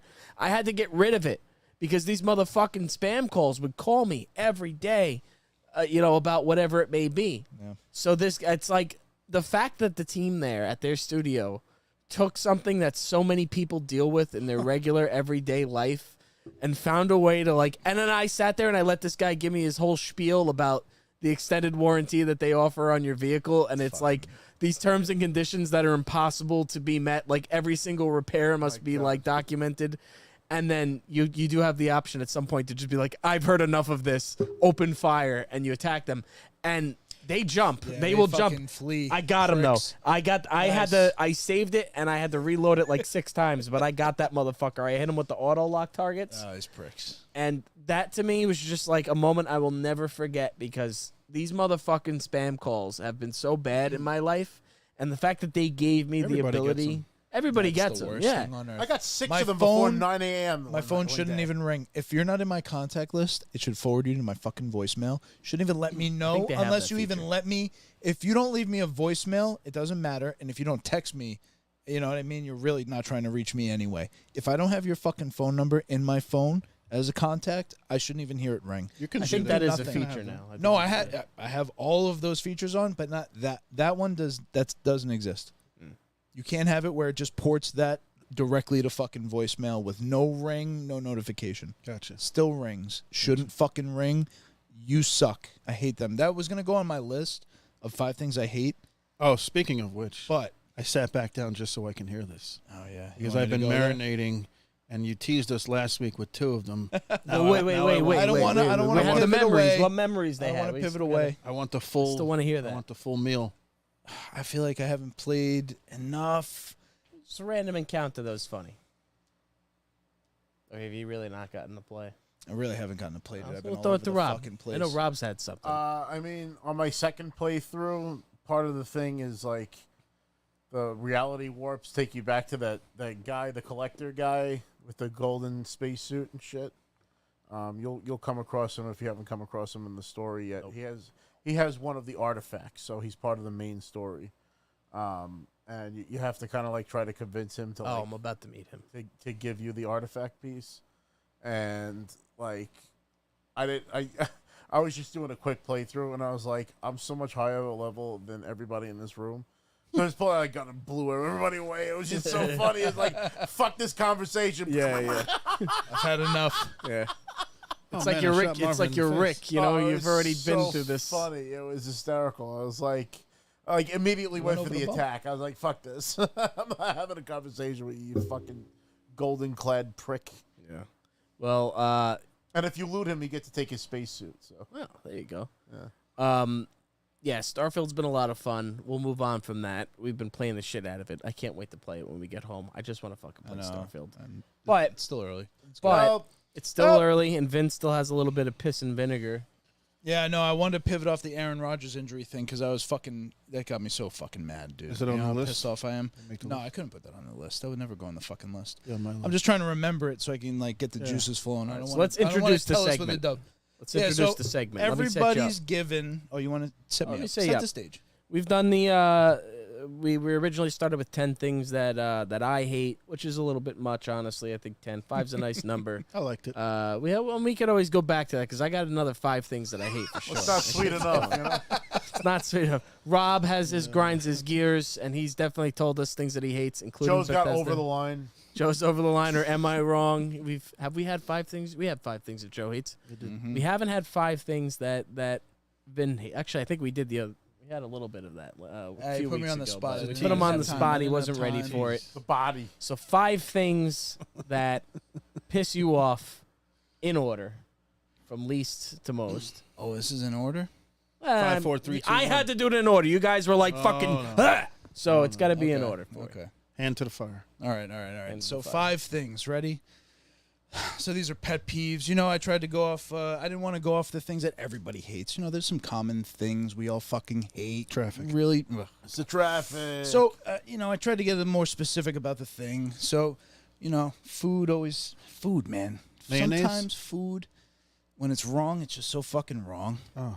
So, I hate hot lettuce. Yeah. Yeah. Yeah. Hot fucking. What a agree. fucking fuck up. Disgusting. Yeah. And specifically, you know, a burger, you know, it should be crisp, Yes. cold fucking lettuce, tomato. Yes. cold. You know what I mean? Why though? And I feel like some places have a habit of doing this, diners specifically. When I get a fucking grilled chicken Caesar wrap, you know what I want? I want hot chicken with cold lettuce. Yes. I want it like a salad, but Yeah. I want the heat of No, what do? They fucking like panini the fucking thing. The wrap, But it's McDonald's hot, used to do and that then it's shit back in the day. dripping. Yeah. It's dripping soggy lettuce, and it's the flavor. It's contrast. Lettuce is flavorless anyway. You know, So I it's love whole- you for saying that because lately I have removed lettuce from everything I eat. yeah, me too. You know, For that reason. right? Ruins it. Vin, have See? you seen that Thank you. commercial? There's like Thank you. There's a retro commercial with Jason Alexander working for McDonald's. Where they used to have a styrofoam container that separated the lettuce and tomato from the patty. Really? So you actually put the to do burger it. together. Born in the yourself. wrong era. Born in the wrong era. Yeah, and there was like a whole commercial about it. He has like this musical number with people dancing around. That's and it's a fucking young fine. Jason Alexander with fucking hair. You know what? I will say though, Burger King usually does a good job. If you go get the Burger King fresh, the lettuce is usually cold. You know Well, part of it too is it depends on how long it's in the bag waiting for you to eat it, because it may be hot meat and cold lettuce, and then over time, that's different. the transference of energy and the That's fucking different. matters That's neither different. created nor destroyed. Hot. No, Yeah. there's a different. No, there's definitely a fuck up. There's a fumble somewhere where they just don't give a shit, or they heat the whole thing up all together. Yeah, hot lettuce. Well, it's like cold Number eggs one. or fucking cold soup. Jesus. It's fishy sauce, lettuce. huh? It's supposed Hot to be lettuce. cold. Again, the Caesar wrap thing was really set it off because that I don't want it anymore. It's gross. All right, number 2. And we're doing this in order. All right, so this is bugging me. This is actually a kind of a trend. Wait, that was now. number 1? That was number 5. Oh, well, that's the number 5. now Oh, it's number Sorry, 4. four. You gotta go number 4. Yeah. Yeah. Descending order. Jesus. Oh, come in here. We're descending into the hate. All right, this one's Hate flow through. kind of related to the food thing. Why the fuck are you asking me for a tip when I'm picking up my food? That's new. Oh, you The scooped fuck my ice outta cream? here. Yeah, I owe you a tip. Get the fuck out of here. I'm paying the There's- waiter for their service. I'm paying the waiter for, Refilling your drink. for doing the job. Yeah. Cooking my food and handing it to me, that's just part of being in the restaurant. Well, who am I tipping? Yeah. Am I the tipping chef the kitchen? isn't working on I'm tips. not. If the tip's going to the kitchen and no, it's going to the cashier? host Who or are so. you- What the who- fuck? what? Get the fuck out of here. Hold on with a the- second. Hold on a second. Okay. I will say that I worked at a restaurant and they would stick you on takeout and you didn't want to be on takeout. Nobody wants to be on takeout right. because nobody wants to tip you. But then the reality is when you're at the takeout place, you're getting all the fucking things and then the fucking malignant cunt walks in, excuse my language, and you forgot her fucking the thing that she never asked for. And now you're on takeout. You're not getting shit. I'm telling you, takeout sucks. And my thing is, I'll toss them $1 or $2, depending if it's like a restaurant. No. Because they got to assemble it. But there is definitely over tipping now where you go to like fucking Subway, they make your sandwich in 6 seconds, and I'm supposed to tip them fucking $3. Everything is a fucking tip. Everywhere you go, you're supposed to tip now. There's a line. I Tip your bartended. retail employees who fucking go through your troubleshooting. Tip me and fix because your I life. turned the iPad around. Get the fuck out. I saw a joke about that, and I was honestly like, they're the ones that deserve one. What are you talking about? There's- 100%. If you're going to tip Absolutely. somebody. I just saved all your listen, data. We'll get there. I just We're gonna get restored there. your fucking device. Oh, we're gonna get. Fixed your life. Well, let me finish. Let me finish mine. Reservoir Let me Dogs. finish You want a mine. coffee? tipping. No, Let me- I don't listen, want a coffee. let I me- want more money. I'm sorry. Let me finish mine. Sorry. I'm telling you. Listen, Not wrong. you'll like it. I'll tell you. I feel like it's funny. I don't know which one bothers me more. That's all right. All right, so because we're on a theme, I don't know why this kind of worked out, and I didn't think of it this way, but this worked out. You know what really fucking pisses me off when I'm at a restaurant? Waiters or waitresses who fucking interrupt you too much. Oh, If I'm yeah. talking, I'm having a conversation, we're having a great time, we got our food, Hey, paying what? all this fucking money. Hey, how's everything? It was great. You just interrupted it. What's up? If I wanted something, you're going to see the look on my fucking face that's like, or just bring it. I don't give a fuck if it's another beer and I'm like, oh, yeah, bring it on. If it's my second one, like, let's read the fucking room at least. Walk by. Am I fucking talking? Am I in the middle of just having a moment at the restaurant? I almost want you to be invisible. I got to be honest. I love fucking really good restaurants where the guy's almost not there.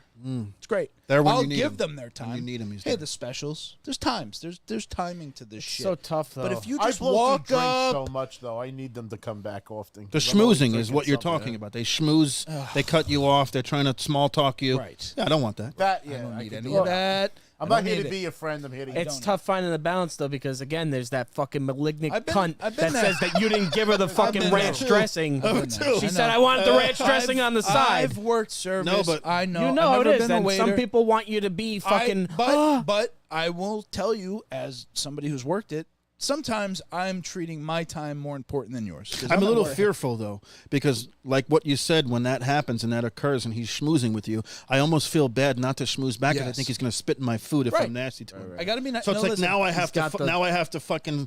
Now There's I a have fi- to. no, He's got There's a leverage. He's got fine. the leverage. There's a The fine leverage. fucking line. If I'm like this, fucking yeah, fucking yo, yeah, it's funny, right? And blah blah blah, and then and then you just fucking walk up. If we're like this, fucking Right, twiddling your thumbs, looking.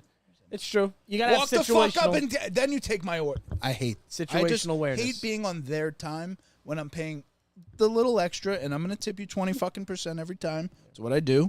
Tip 20%. I like 20%. It's a whole number. You do the math easy. Mr. Pink, I don't believe in tipping. Fucking. Why am I Mr. Pink? I would Who say cares it, but what I your name can't. is?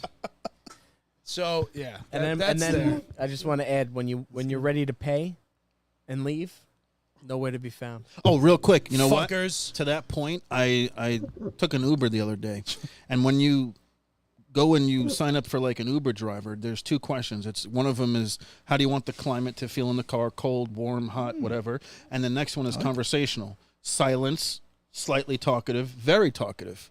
you actually get to pick that before it'll assign you an Uber driver, and they have to look at that and they have to pretty much own up to that. I feel bad for the sorry prick that's an Uber driver that's like doesn't want to have a conversation and they want somebody who's talkative. Hey, how you doing? Who the fuck does do I that? don't want that. Well, I would like to see what these people look they get like to pick who the do pick rides. that. Not New Yorkers. It's probably people, that's what it is. Like when you go to Midwesterners? Disney, you meet people and they're like, "Hi, nice to meet you. Where are you from?" Shut the Tell fuck you the whole up. backstory. It's New My Yorkers. back hurts. Yeah. Yeah, so no. They're also I said- slow as shit in every other fucking state they serve you in. And they give you fucking to-go cups. You want some sweet tea to go, baby, with that? You want some diabetes to go with a to-go cup? Yes, please. They even, I'll take that beer in a to-go cup. Thank you. they walk slower. They eat. They do everything slower. Speaking of slow. Here we go. It's a good pivot. We're at number 2. All right, top 2. Just fucking, I can't help myself. This drives me fucking crazy. Uh-oh. Slow drivers. Oh. Fast lane. What the fuck? We gave you your own lane. You got your own fucking lane. You got 2 of them, actually. You got the right and the fucking middle where you can fucking drive whatever fucking speed you want. You know what the left lane's built for? The left lane is built for speed and it's built for passing. It's built for me to get away from you. No, this is New York, and we use it to speed. Every other fucking state, it's like a law. You can't ride in the left lane unless you're passing. Yeah. No, this is New York. The left lane is not for the speed limit. If you're driving 55 in the left lane, everyone is going around you in a way that is telling you should know. You're going too fucking slow. Yeah. I just can't handle the stupidity of what it must be behind the wheel to do that and to be so fucking ignorant and to completely just not be aware of what's going on around you. So, yeah. I love fucking Slow trucks that have the balls to be in drivers. the left lane. They're not even fucking legally supposed to be there. Let me ask you a question, and I think we brought it up before, but when you encounter that, I do this all the time. I have to stop and look to see who the driver is. I have You have to look have at to them. find They out. need to I know gotta that they know. fucked up. Make eye I need to know. contact. And what are you doing? Oh, I'm doing. If we acted in person, how we do when we're behind the wheel, we would all be arrested. I'd be we would all be fucking. Even the times I think I'm being calm, my girlfriend, Sam's like, "Will you relax?" And My I'm like, girlfriend has road rage like him. I'm So relaxed. I need to get her on like podcasts now because he's Yeah, a fucking that- psychopath. He's one of the The worst. audio books He's have calmed saved down. me. He's Now, now. I don't road rage verbally usually Oh. unless something happens crazy. I'm usually I I've make seen you I road make rage a couple of times. Definitely, verbally. definitely, I've definitely seen it. but Seen everyone of your usually I do it stuff, Joe. physically with the fucking car. Yeah. I am You'll punch I- the wheel. Yeah. Oh no. I mean like I'm gonna probably like cruise like up your ass a little bit as I pass you. Yeah, and he'll I'm gonna fucking come a ride little them. bit closer, and then I'm gonna cut you off a little hard. I'm in the I'm club. gonna let you know I fucking hate you. I'm in the club that I believe that slow drivers cause more accidents than fast drivers. Because when disagree. you have slow drivers, the people who can't take it I anymore disagree. make a rash decision and try to get out of the way of the slow driver, and that causes the crash. Yes. That's definitely a factor, but speeding is a problem on Long Island. A lot of This people is think that they are allowed to speed, and you're a fucking 22-year-old fucking twerp that's driving a fucking BMW glad 90 you didn't say that. 5 miles per I thought he hour. was gonna Why say. did I why thought he does- was gonna say C word again and make it. No, a I'm hat just trick. saying. A hat trick. I'm just saying you're My you're a good driver. My You can list speed. has rebuttals. What the fuck? Oh, we all. Every one of our lists has had rebuttals. Everything I said was met with Everything's a controversy. discussion. I'm pretty sure everything I said was. We got to expound on it. We're giving you Spiders, you the air mayonnaise. here. I'm just well, saying, there's a lot of crap, people who spider. think that they should be speeding and There's they a got lot of nowhere to assholes. fucking go, There's a and lot they're of asshole assholes. pieces of shit. Listen. And if I'm going 75 and a 55, you should be happy with that. I'm not gonna go fucking 95 for you Hey, cocksucker. You'll go around me now. 70 is fine. Listen, Yeah. I'm talking in the realm of normal. Yeah. Trying to get to work. 70, 75. If you're is going fucking- 10 to 90, 15 to 20 miles 100 per hour over the speed I'm limit, not doing it's okay. I'm not doing 100 miles anymore. I'm not even doing 90. No reason. I'm just Where are saying, you I going? don't- You're I gonna don't kill have- somebody. Yeah, I don't I have a have 10-second car. Well, listen. Oh, what did we have to do fucking after the show last week, though? Oh, yeah, that was It's for family. We should talk about that. Forgot So about that. Joe breaks down. He fucking gets a flat tire after he leaves the Midnight show last On Get a my text birthday. message On his birthday. birthday. birthday. He got- And then the welcome to next new day, oh Aaron Rodgers fucking blows his Achilles. Listen, Joe has said before his luck sucks. I don't know. Not all of it. I've had some really good luck recently. Yeah, hell yeah. Most of it Hell has to do yeah. with my Hell yeah. girlfriend, but other than that, I am a fucking roller coaster. We love so you, though. We love you. if you don't We're like here. So what did we all do, though? We all jumped too. We were all there. We did. We were all there. I pulled up. Hilarious. Everybody was already there. Everybody served the purpose. To get We those all fucking needed tires to off. contribute because that was not the cleanest fucking spare tire Listen, change if I've you ever ever need done. your lug nuts removed, just call Rob. He will fucking step on them, and there's not a tight enough lug nut. Oh, None it's of nice. us- That's cute. None of us could get the lug nuts off, and then fucking Rob Steps finally on it. steps on it, And and then Put that fucking- weight on You there. gotta Bang. you gotta get the thing in. it was That's all, years you of know? like rust and like. Yeah. I mean, I appreciate you guys. It's tire changing time. So yeah, I agree though. When there are some people where it's like when everybody is going around you, how do you not see like you are an obstacle now? It's just Because you're fucking 90. Drive. No, well, You're fucking a lot of 90. older You people. There's a lot can't of- see. It's not even that. You It's- shouldn't be behind the wheel some people are anymore. stupid. Some Nona, just what did you do? You shot her in the head. That's Some what people- you should do. oh, Listen, grandma. hey, listen, Joe. If Joe's out there, our grandma taught him how to drive. She gave me tons of fucking. Yeah, but do you time. want her in the wheel now? Well, she's whatever. But back then, she drove 90 miles an hour to the All right. fucking reservation to get those cigarettes. Like All right. she owned a limo company. Yep. That was what she did. She was a big time driver, so she prided My herself grandpa on taught it. me how to drive.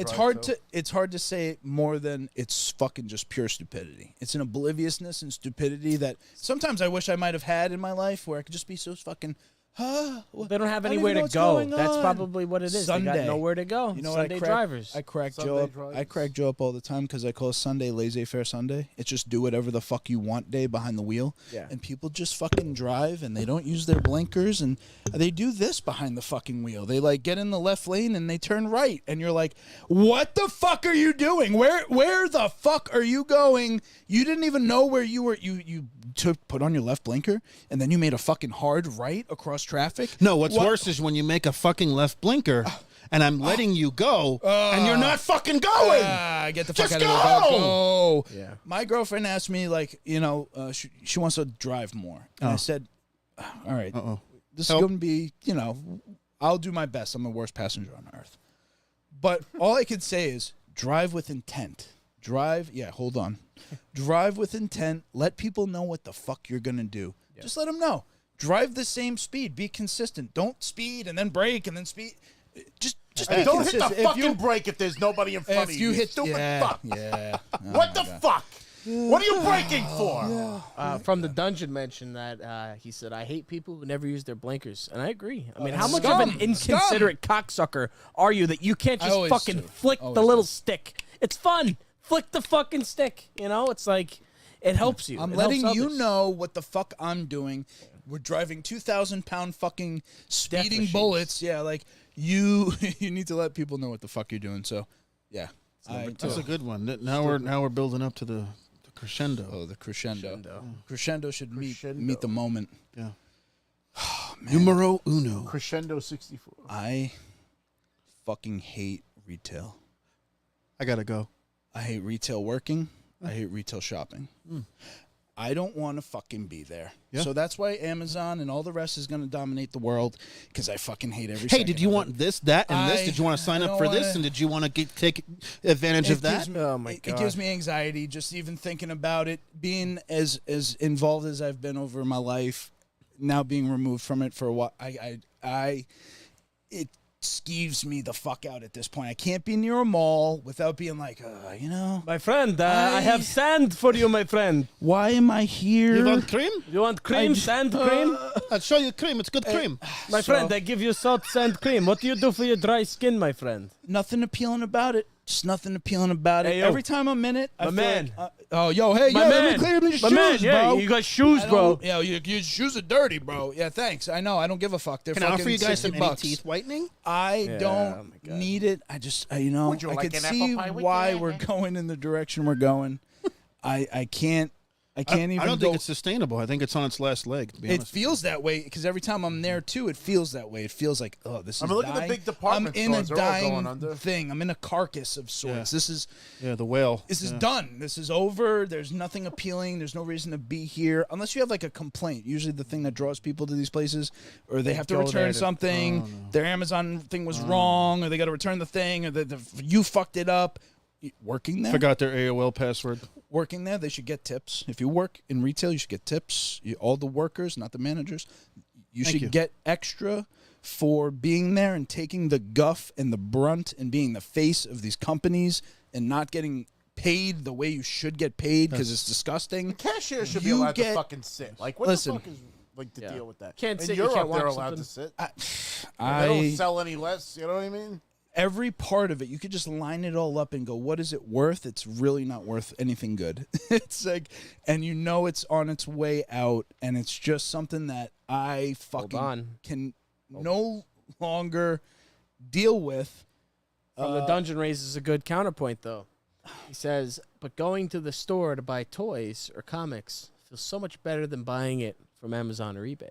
Now that's specific because we're talking nostalgia. We've done a lot of videos. We've Retail. gone to these places.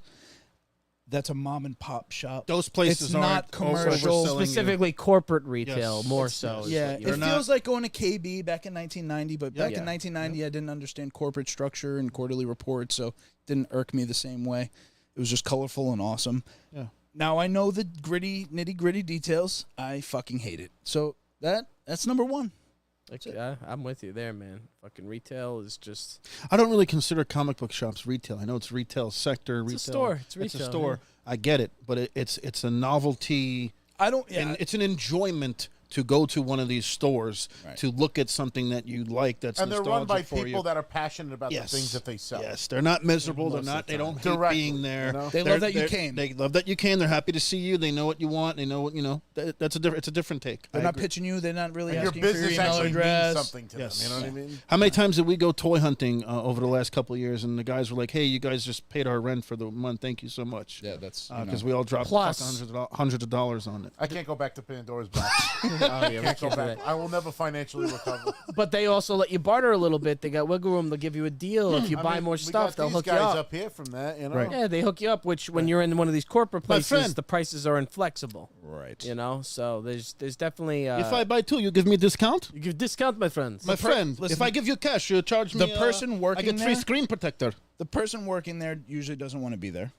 So you're dealing with someone who They don't want to be there it's because negative. it's a fucking toxic work environment. their- They're not their not fault. paying you enough, and they're fucking treat you like your dog shit. So yeah, Help. there's an edge to the whole interaction where it's just like, and you know, this poor person's forced to ask whatever extra thing or Yep. pitch you this or hey, do you That's want what it that? is, And then the I feel guilty, but upsell. I'm just like, yeah, nah. If you I buy don't 3 more pairs of want it. socks, Get away! I know they're paying you extra to ask, and I want to be nice to you. But the thing It's is just that a they're guilt not. Trip. Some of It's them just- they're not getting extra for that. That's what they have to do. right. You know, their review doesn't matter. So yeah.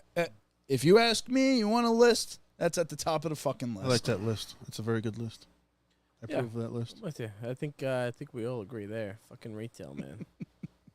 I think the last thing we wanted to talk about tonight. Listen. I gotta go. By the way, it's that time. Dude, we're gonna talk Spider-Man, dude. What do you think, real quick? Spider-Man. Real quick. Oh, I thought we were going to Ahsoka. He was going Yeah, to say Ahsoka. We could talk Spider-Man real quick. Oh yeah, Spider-Man. Oh, my Talk bad. I wanted to Spider-Man talk. first. I just thought state of Yeah, I play. know. Let's bring that up Yeah, first. yeah. So I think that's the one thing that's gonna get like Rob. You know, he's gonna go to. Oh, I'm gonna get sucked the hardcore, fuck it's gonna in. be That's over. You know, back platinum on in a week. PlayStation. It's on his birthday. We have to do a nice birthday On my podcast birthday. for him. Big God. kickoff. And it's a Friday. His birthday lands on a Friday, so Oh we gotta shit, we figure gotta it do the show on my Help. birthday. See? Help! So maybe Help! October? yeah. Yeah. So I just wanted to say it looks awesome. It looks like it takes full advantage of the PS5. Yeah, It's I got- think they nailed it. I think by far my most wanted game this holiday. Definitely. The fall, whatever you want to call it. perfect game for the time. And of course, Nintendo's gonna come out with a game. at the same The Mario fucking time. Wonder looks just really good. It's So one of cool. the reasons why I picked up a Switch last minute like I did. Oh, you and the Mario chick are Wonder. gonna crush. It looks so You good. guys The are next gonna be Mario playing the game? shit out of that. Huh? Dude, That's the Mario, next Mario It's game? a side-scrolling Mario game, but the art design on it is just phenomenal. It just looks so clear, New so powers. crisp. It looks like you're watching like the Mario like cartoon or movie. It's multiplayer. You can do a co-op experience with it. Princess Peach is It playable. brings all the elements of like an old school Mario into like a new style of like playing the game. Yes, definitely. That happened on the Wii. There was a Super Mario Brothers for the Wii that was a side-scrolling platformer. Right. It had the multiplayer. It was just that old school feel. I played it with Yao. We beat the whole fucking game. Just brought back that nostalgia. So me and Joe were talking about it. It's gonna be a lot of fun. Definitely jump on there and play together. Yeah. And the Mario RPG.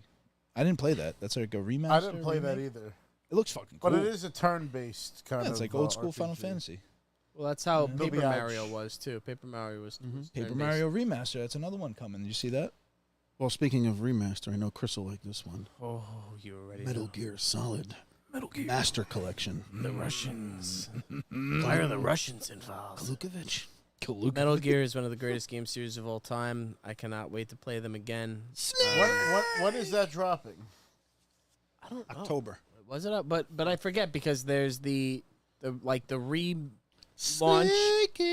and then they're doing Snake Eater separately. They're doing a remaster, like a totally from the ground up remake. Is this a re-release of the entire collection of the game? It's a remastering of the collection that's in like high resolution, high frame it's a touch rate. up But of all the games. Of like a couple of 1, them. 2, 3. 1, 2, and 3, and some if of the you pre-order, arcade you'll games. get the Metal Gear 1 and 2 from the NES. Yeah. I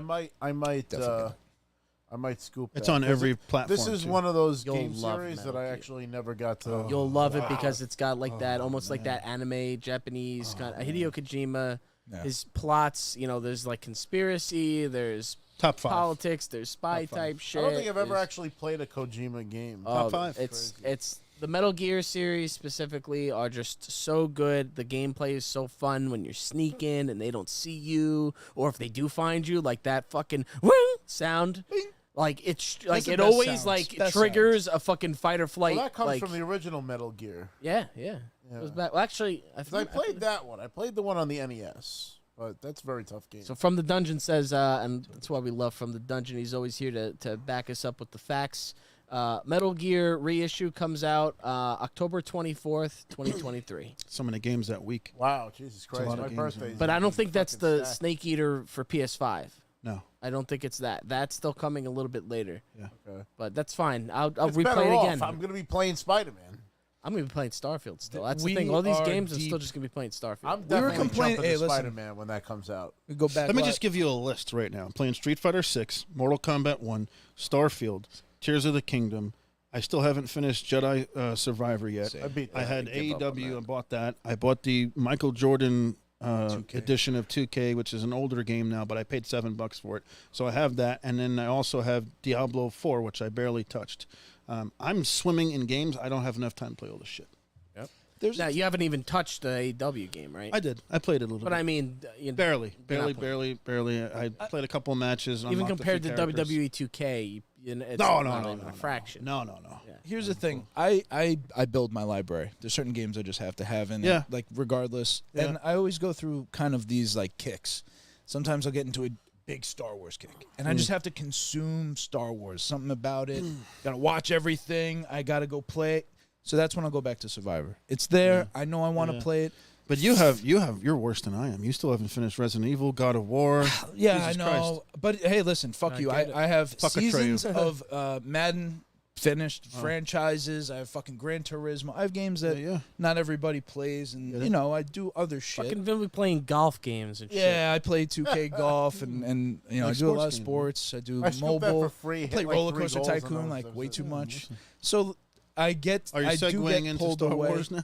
Star Wars heavy, but still, it's fucked up because Phil went back to Jedi Survivor, and technically, it's still fucked. Yeah. It doesn't look good. It Oh, the doesn't HDR? play well. The HDR, you mean? Bro, the whole game, it doesn't like flow. It's I do broken. regret buying that. I do regret. Really? You buying guys were saying it was like a fucking 10 when it came out. I did not say What that at all. Survivor? We had to I go never back gave to it a the- 10. It wasn't not a 10, but No, you guys we were gave it complaining high. from the Anything beginning. at 10. I remember that. We were complaining from the from the start. beginning. The HDR thing was a problem. But It's I, cool. It had all the lights. Like there's potential in the game, but the technical side of the game is just so crappy. You're like, I don't know. You're not getting pulled in. I wasn't getting pulled in, but I didn't have any issues with the game. I mean, Actually, it was played smooth. through all It the was way? yeah, it was smooth as butter for me. But it just I something else came out and I forgot about it, and I just really don't care to pick it up too much.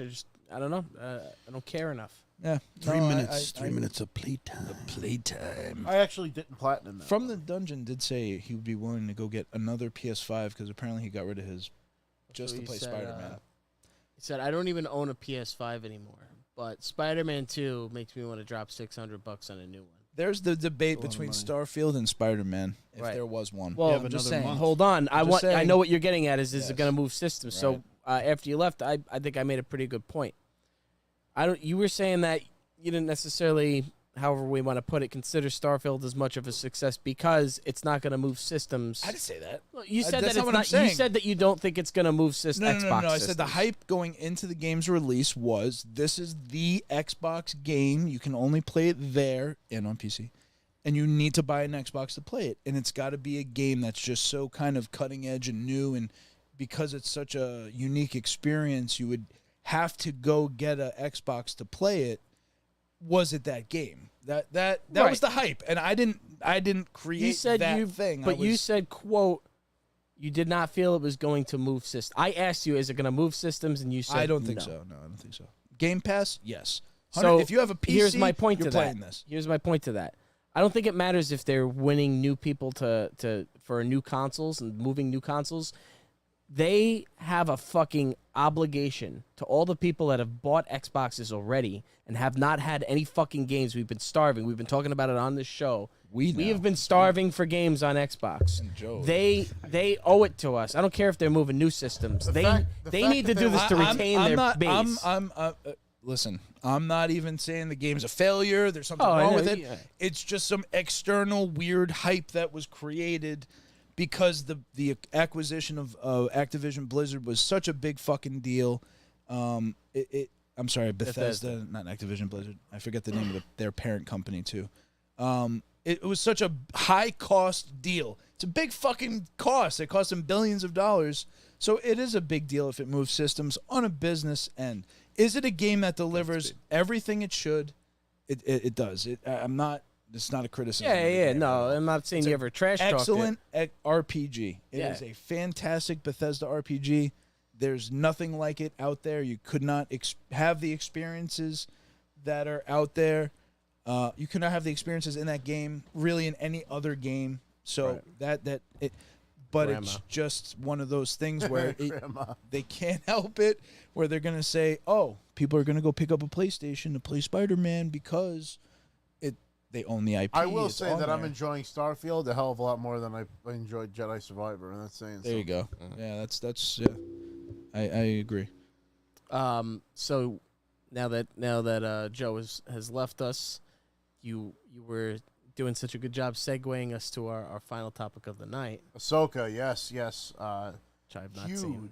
Huge. I'm sorry, Chris. We got to talk. Spoil it. It's on me. I didn't see it. It is. We always say for our fans, if you get spoiled, it's on you. It's on me. I didn't see it. Spoil it. One Go ahead. of the finest pieces of Star Wars outside of the original trilogy, live action, ever.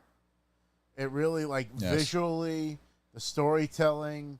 Essentially, what happens is, if you had seen Rebels, you would know that there's this plane of existence in the Force world between with like pathways and portals to parts in time and stuff like that. And it's not what ends up happening is Ahsoka gets knocked out of the fight in her fight against the Ray Stevens character, and she wakes up in this plane, and behind her she hears "Hey Snips," and she turns around and it's Anakin Skywalker. Now this is the first time we've seen Anakin Skywalker's ghost post Return of the Jedi, except with the exception of the whole bullshit Rey at the end of the Last Jedi whatever movie. He's actually there with Ahsoka. And this is the very first time we've ever had live action Anakin and Ahsoka together. And she's kind of working out some stuff that she's dealing with mentally. So Anakin's ghost is actually there to help her along and give her final lesson. So he actually full circle completes her training in this area because he takes her back to the beginning. And she comes back as a little girl, in their very first battle.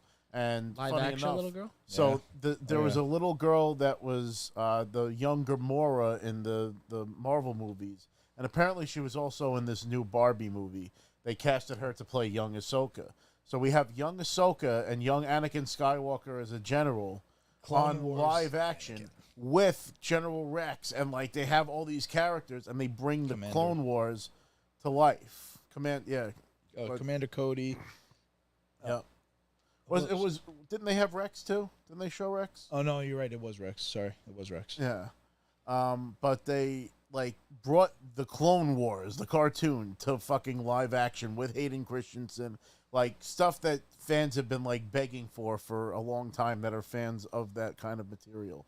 They brought the Battle of Mandalore to life with the Mandalorians with the spikes on their helmets, when Darth Maul was leading them. They had a lightsaber fight between Anakin and Ahsoka live action, and the visual that they're giving you, he'll be walking, holding the lightsaber out, and it flickers to Darth Vader's silhouette with the red lightsaber, and then he fights her with a red lightsaber and shit, and they she gets a good lick on him, and then he's overpowering her, and it's just insane, the battle and the visuals and the storytelling, and it really hits all those chords for the people that invested their time into what Dave Filoni put into Star Wars, which is the Clone Wars and Rebels. You'll really feel it in this episode if you've watched all the stuff and you've been paying attention to the story. It really, they execute it like I've never seen. It was a 10 out of 10 episode. I have no complaints about it whatsoever, and it makes me super excited for next week. Because now we've had an Ahsoka that's kind of been she's seen some shit, and she's not the old Snips. She's not the personality or the one that's hopeful and the one that brings the charm to everything that she, everybody that she meets and that kind of stuff. We've seen a very reserved and cold, and you hear that she gave up on Sabine in the beginning of the show, and it's that doesn't sound like Ahsoka, much like Luke Skywalker didn't sound like Luke Skywalker in, his series. But I think they really dropped the ball with that. Okay, you can make Luke Skywalker disappear for a while, but that's not how you do it, and that's not how you execute that character. And even Mark Hamill agreed with that. But with this Ahsoka show, they made it make sense. And they also showed how she grows from that. And I think that we're going to see old Ahsoka for the rest of this series. I think, to Rob's point, it's definitely a full circle moment for Clone Wars fans, for all those people who did watch all that. But also, it's opening up new interest, because when you're seeing this stuff, it's in a dream sequence, and you're seeing some stuff that if you don't fully understand it, it's still fucking so cool. It just looks great. How they transition. And Rob, I have a question for you, actually. How they transition Anakin to Vader and back, and they have Anakin basically looking like himself, but turned to the dark side. And we only saw that in the end of Revenge of the Sith. So I have a question for you about Anakin, because I don't know if I'm fully convinced that it was his Force ghost.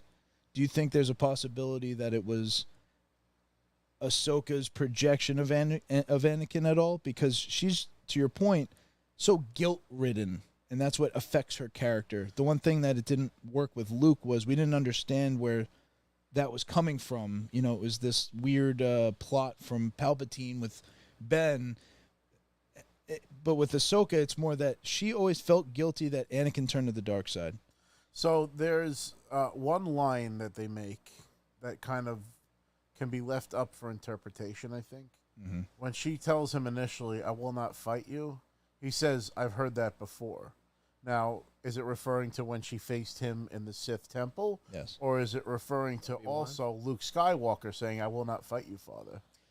Yes. Is it double-edged? Is it because then Ahsoka wouldn't have any knowledge of that battle or anything like that, or how he went down and stuff. So I called that and all of the things, like Ahsoka's eyes being red when she's dueling. Is it a reflection of the lightsaber? Is it showing her Sith It's side? artistic inference. They know what they're doing. It's not by accident. It costs money to get those things to happen. Mm-hmm. But it's not done in exposition. It doesn't have to be spoken and explained. We get to sit back, and because Filoni is so deeply tied the way that fans are to the story, he understands that interest and that intrigue he's creating by inferring, but not explicitly stating or making it a big deal. You're like, It doesn't hold the audience's hand like right. And that's what just gives it such a better, I think, feel for fans, and why it feels so attached to all of the deeper lore of what has been established in Star Wars. It's almost torturous that we have to wait each week. Tuesdays is Speaking of best which, day. From the Dungeon says that Ahsoka has me drooling to see Thrawn already. Yes, they 'Cause are. So I want to actually share a funny story. Go. Rob, I know you'll love this. I went to Dr. Handelman earlier this week. Nice. He's Very like, he's awesome. like best Shout dentist out. in the world. We love Shout out Dr. to Dr. Handelman. So we were talking or whatever. And he's like, "Did you see Ahsoka yet?" And I'm like, "No, I didn't see it yet. I haven't seen it yet." And he was like, "It was really good." So I just thought that was really funny. Outstanding. Oh, We have Flyboy 1943 here saying that he's a North Babylon boy living in Atlanta. Oh, Welcome. Atlanta. All right. Yeah, we Listen, from our neck of the woods there. funny enough, welcome. when I went to Dragon Con for the very first time, which is held in the heart of Atlanta, I drove down there. Big mistake. It was like 17 and a half hours to drive home. But I went to the supermarket before we had left, and they had the biggest fucking peaches I've ever seen in my entire life, and they were delicious. So you're lucky that you get to live in the place where it has the best peaches. Oh my They're God! You lovely. want to know what's funny too? Flyboy just said that his daughter was a supervisor and he worked at Geico. Oh, nice. I wonder if they're all related. Wow, got some North Babylon lore here. I also went to Dragon Con this year as Indiana Jones. Oh, very Nice. cool. So, yeah, I have friends that do indie, and actually it was a girl that actually does indie. It was like a husband and wife. They both dress like indie. It's like a gender bent indie and a regular indie. Indy. And you might have bumped into them, so that's pretty funny. Wow. Good friends of He's mine. like, it was me. It was me.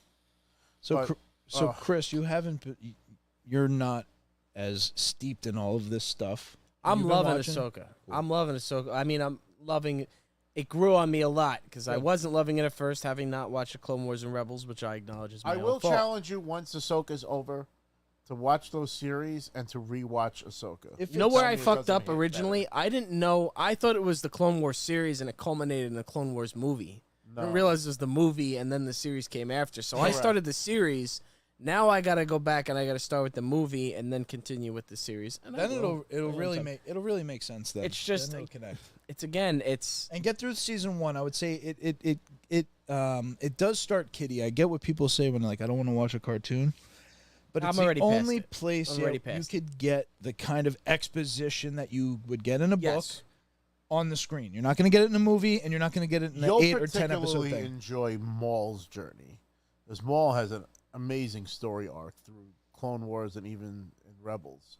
Like So his involvement with everything, you would enjoy that personally. I don't know if they like remastered it or something because the first time that I watched it, it looked awful. It looked like And they they took show a a Nintendo lot of 64 Palpatine. game. Season 1 is still, But does not have I'm great- watching season 1 still, and now I'm watching and it doesn't look nearly as bad. So I don't know if it's a better TV or if it's that probably they probably fixed it remastered it a little bit. But it looks better than the first time I watched it. They show a lot of Palpatine too. You would be I very love that. thrilled about that. It's just I haven't seen Ahsoka this week. I had a migraine. I fucking it was Starfield, and then last night it was do I sleep or do I watch Ahsoka? And I didn't want to watch it it's when I was always tired. Ahsoka. Sleep Right. can always happen. Right. I wasn't gonna watch it when I was tired, so you know it's tonight or tomorrow night. I'll definitely give it my watch. I've been watching it with my dad, but what I've been doing lately is I've been watching the episode myself, so this way I don't get spoiled, and then I'll watch it with my dad. But that particular episode, I was hyped for, and we watched it together the night that it came out,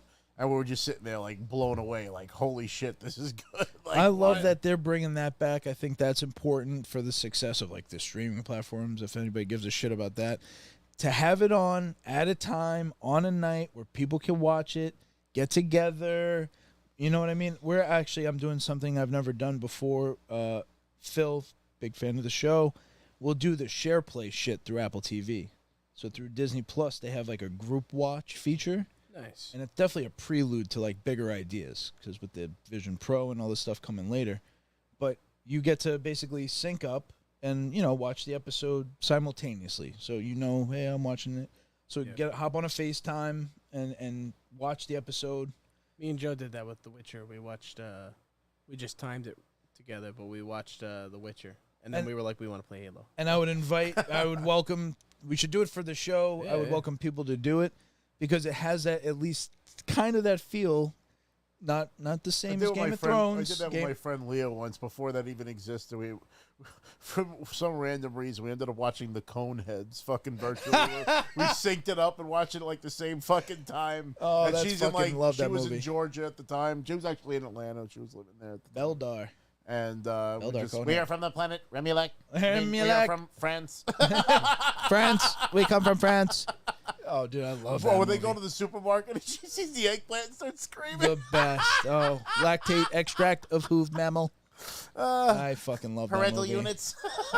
Dude, fucking Dan Aykroyd, he's a king.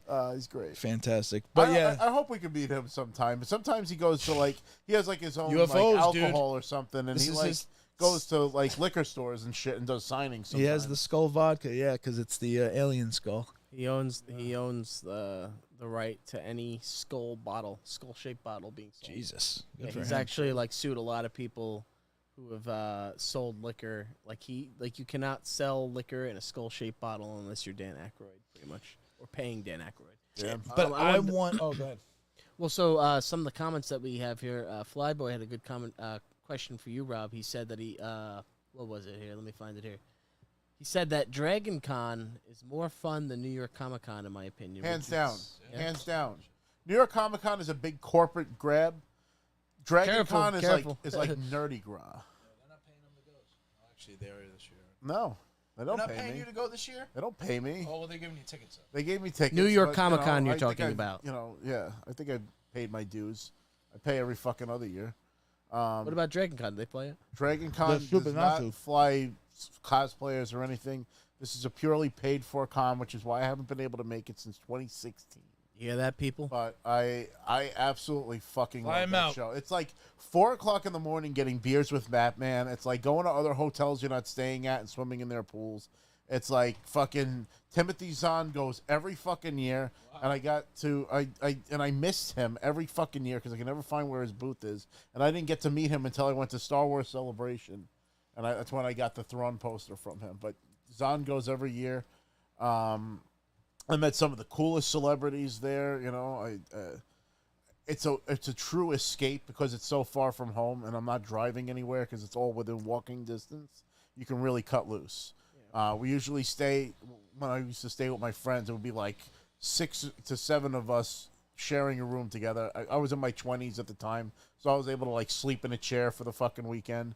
They had a food court with pretty decent options, but like just the experience of hanging out with people, the massive amount of people that were there dancing on the floors, wearing the most extravagant costumes. And it's truly like the meeting ground because a lot of the East Coast and West Coast big star cosplayers meet there. And it's just pure partying for 4 days. Nice. He It's did insane. mention that a lot. Even the strip clubs have fucking like cosplaying girls dancing on the pole. Like the whole of Atlanta shuts down for this. They do a parade through the streets that's shown on the news. I was Sergeant Slaughter leading the GI Joes in that fucking parade Nice. 3 times in a row. I mean, I can't say enough good things about Dragon Con, and I truly miss going. I just missed it. It was a couple weekends ago. So he has a couple of points about it. He said that a lot of special guests didn't come this year because of the strike, and he said that they had 70,000 people. I feel like with Comic-Con, they're all going, but they're not promoting anything. That's the get. They're all going, they get the payday, but they're not, Chris Evans will be there. There's I gonna met be Sean Gunn there that time, the fucking guy. from Oh, at Marvel, Dragon yeah. Con? Yeah. That's funny. Before he was really big. Like it was just after he was the It was one that made the the first yeah. Guardians. So this was just after he dropped Guardians, the original Guardians. Wow. So like he had already done the booking before Guardians dropped, and then his name was like all over the place. But I was like, this is fucking cool. He's here. Even Charlie Cox I met there, Daredevil. I met fucking Carol Spinney, who was the original Big Bird of all people. I met So many fucking celebrities at that con, and that's where I met Nolan North, where we did Peter and Quagmire back and forth. Oh, shit. That was a great video. That was a great video. I met Squidward there. We were doing SpongeBob and Squidward back and forth. I wish that was on film. That would have been something else to find. You just I need really a want to camera go on- 1 year dressed as I Obi-Wan. need Vin with me at all times. Yeah, this guy. And I really want to do the Obi-Wan, or I would love to cosplay as Homelander. I would bleach my hair blonde for that. You'd have to shave your beard. I'd shave my beard and I'd bleach my hair blonde. I would love to be Homelander. I'm so scared. Oh my god. Come on, I feel like I could pull it off. He's tough though. He's, Good. Blonde hair. You know how long it would take to Perfect. get? Well, your I'll hair's fucking light, bleach but- my hair to be Homelander 1 year, even though it would bring It was ridicule and perfect. scorn from Absolutely my family. perfect, down to the last minute detail. I love the stories that arise. So Flyboy sharing one of his experiences. He says that he was in the parade. His friends were New Republic of California Rangers, and they fit me in even though I was dressed as Indiana Jones, which I feel like you would appreciate. I would, yeah. It's all Lucas, you know, Yeah, All the same. fits in. they carried the flag. So what do you think we're doing after this show? What do you Assuming we think? don't have to fucking go and change a tire for Joe. Oh my god. Poor guy. That was fucked. Definitely I looked get at my back into phone stuff, when he you know? texted me. I was like, See, now I'm torn because I got to check out Mortal Kombat. I wanted to check it out today. My whole day got thrown off because my brother had to go to work, so I ended up having to be at my brother's house from when my niece got home from school, and then I hung out with her until she had to go to dance. But Life keeps that- getting in the that, way. like, Good that uncle. like killed the whole day. I love spending time with my niece, so it's no chore to me. She's but fun, right? It's just that I wasn't home to play Mortal Kombat or even stream Starfield because I did promise to my viewers. I gave them an hour yesterday before work, so they can't complain too much. And then I was going to go back on last night, but it was shout out to a friend of the show, Marina. It was her birthday yesterday, so we went out for empanadas and we She's hung been a out. guest once. She has for a couple she minutes. has. And you know, we wanted to celebrate. It's a big 3-0 now, so Oh, welcome to the club. welcome to the club. It's all And, downhill. Everything hurts. I know. Well, you know what it is. Your 30s is what hurts today, and then your 40s is what doesn't hurt. That's what we have to look forward to. Crap. But I'd rather be hurting than squirting. but I'll definitely be checking out Mortal Kombat. I want to play the story because that's where I get like 90% of my enjoyment from the Mortal Kombat games. I've always loved the lore, and I've always loved like playing through the story and stuff, and Shao Kahn. I've always checked those boxes for me. And if I ever got to ask Ed Boon one question, I would love to see if he would ever be open to bringing the Black Knight from Black Knight 2000 pinball machine to the Mortal Kombat universe, because he developed that machine and it was put out by Midway. So I don't know who has the rights to that character, but for all the stupid characters that they throw in there, that would be a real deep cut, like awesome character to throw in a video game. The Black Knight. Really quick, before we wrap this up, who's your go-to? We'll go around. Who's your go-to character in Mortal Kombat? Noob Saibot. That's why I'm Saibot? pissed that he's not in this game. About you, Vin. You have one? It's probably Sub-Zero or Kung Lao. When I was a kid, maybe it was Raiden. I used to play as Raiden a lot because I like the lightning when you win. I like Baraka. Baraka's great too. So Baraka, as far as characters to play go, Noob Saibot's my favorite, but Baraka's probably my second favorite. Fucking Nighthawk. Oh, Was it Nighthawk? With the, yeah, because he had the with the tomahawks and shit. yeah. I was Who was more the of police a guy? Soul Calibur guy. Oh, that was fuck. The police guy was fucked up because he had the baton. Oh, I know who you're talking Charge, about too. Why can't I think of his name? I know all these characters' names too. Fuck. Striker. Striker. Wow, Striker. you're good. Yeah. Never thought of that. Fuck yeah. Striker. I think Mortal Kombat 3 Ultimate was the Yeah. Ultimate Edition was the So had everybody. I think the best one that came out was Mortal Kombat Gold, and I had that on the original PlayStation, and also I think came out for the, I think it was the Dreamcast at the time. They put everybody from Mortal Kombat 1 to Mortal Kombat 3 in one game on the game's like play style with the graphics and stuff, but they kind of like hyped it up, I guess, for a PlayStation 1 game. And that had everybody. And, you know, as a kid, not only did I love the games, but I absolutely loved reading manuals to games because they gave you, like, the lore and Books, like, yeah. how to play and like, some, like, hints and tips before they really had, like, magazines and that kind of shit. and I remember reading through the booklet to the Mortal Kombat Gold game, and it had like little bios for every character and like who they were, and like I remember poring over that as a kid and loving those games. Blade. And Noob Saibot, Baraka, Raiden. I would always go for Sub-Zero too because he was blue. I just always remember Mortal Kombat was the first game I wasn't allowed to play. My mom didn't allow me to play it, but my aunt used to let me because there was an original MK1 cabinet at the place where we used to buy bagels when I was a kid. So when my aunt would go with me, she would give me the 25 cents to play the machine. And I would just be like kicking the shit out of people. Yeah. And she would just be like waiting on the line to buy bagels and stuff. But my mom would look at the thing, and there was like a sinister looking guy on the side of the thing. She's like, "You're not playing this." And I'm like, fuck. Yeah, legit would just go to my friend's house, of course, and play. Oh, well, what's really funny is when I made my confirmation in middle school, my godfather, my Uncle Anthony, ended up getting me the N64, and that's when I finally got an N64. And the first game that I got for it was Mortal Kombat 4. Yeah. And that was the first time I owned a Mortal Kombat game. And my mom wasn't thrilled. She was like, I guess you're old enough. You want to know the first game I played? First game I played that I knew I wasn't supposed to be playing it? Duke Nukem 3D. You guys remember Duke Nukem? Oh, yeah. I mean, it'd just be like polygonal strippers like dancing in like a bar. Look good. Shake it, baby. Yes. Oh, my God. I'm going to rip where off your is head this and shit down your neck. Yeah. Time He to had a kick lot of- ass and chew bubble gum. I'm all out of gum. It's like that was So the that best. line and the one that I just said are actually lifted from a movie called They Live. Yes. With Roddy Piper. Yes. And fucking Keith David. Yes. Fantastic movie. Fucking incredible. Every time That I look game- at something like you talked about retail and shit, I look at the walls and I just see consume, Oh, obey, yeah, like all obey. that shit. Yep. I'm like, who are Pigs. these people? put on the damn shades, and he's like, I ain't putting them on. Fucking, that's the greatest street fight in a movie, hands down. I don't remember. Bro, I didn't see it that. goes We on only for got- like 10 minutes, like just straight Keith David and fucking Roddy Piper street fighting in the alley to try because he's trying to get him to wear the sunglasses because he sees that he's not one of those aliens when he puts it on, and then he finally at the end of the fight he like puts him on and he's like, holy shit, and then they end up teaming up to like take down the fucking aliens. But they've basically taken over like everything, and they've been like subjecting humans to their willpower for like ages. Like they're the president's fucking alien, everybody, and only if you wear these sunglasses can you see which people are aliens because they look like normal people. Those alien bastards messed up my ride. Yeah. Oh, yeah. They'd always fuck up his bike, and then he would just Those be aliens pissed. are gonna Talking pay about for Duke busting Nukem, up my ride. Yes, king of the one-liner.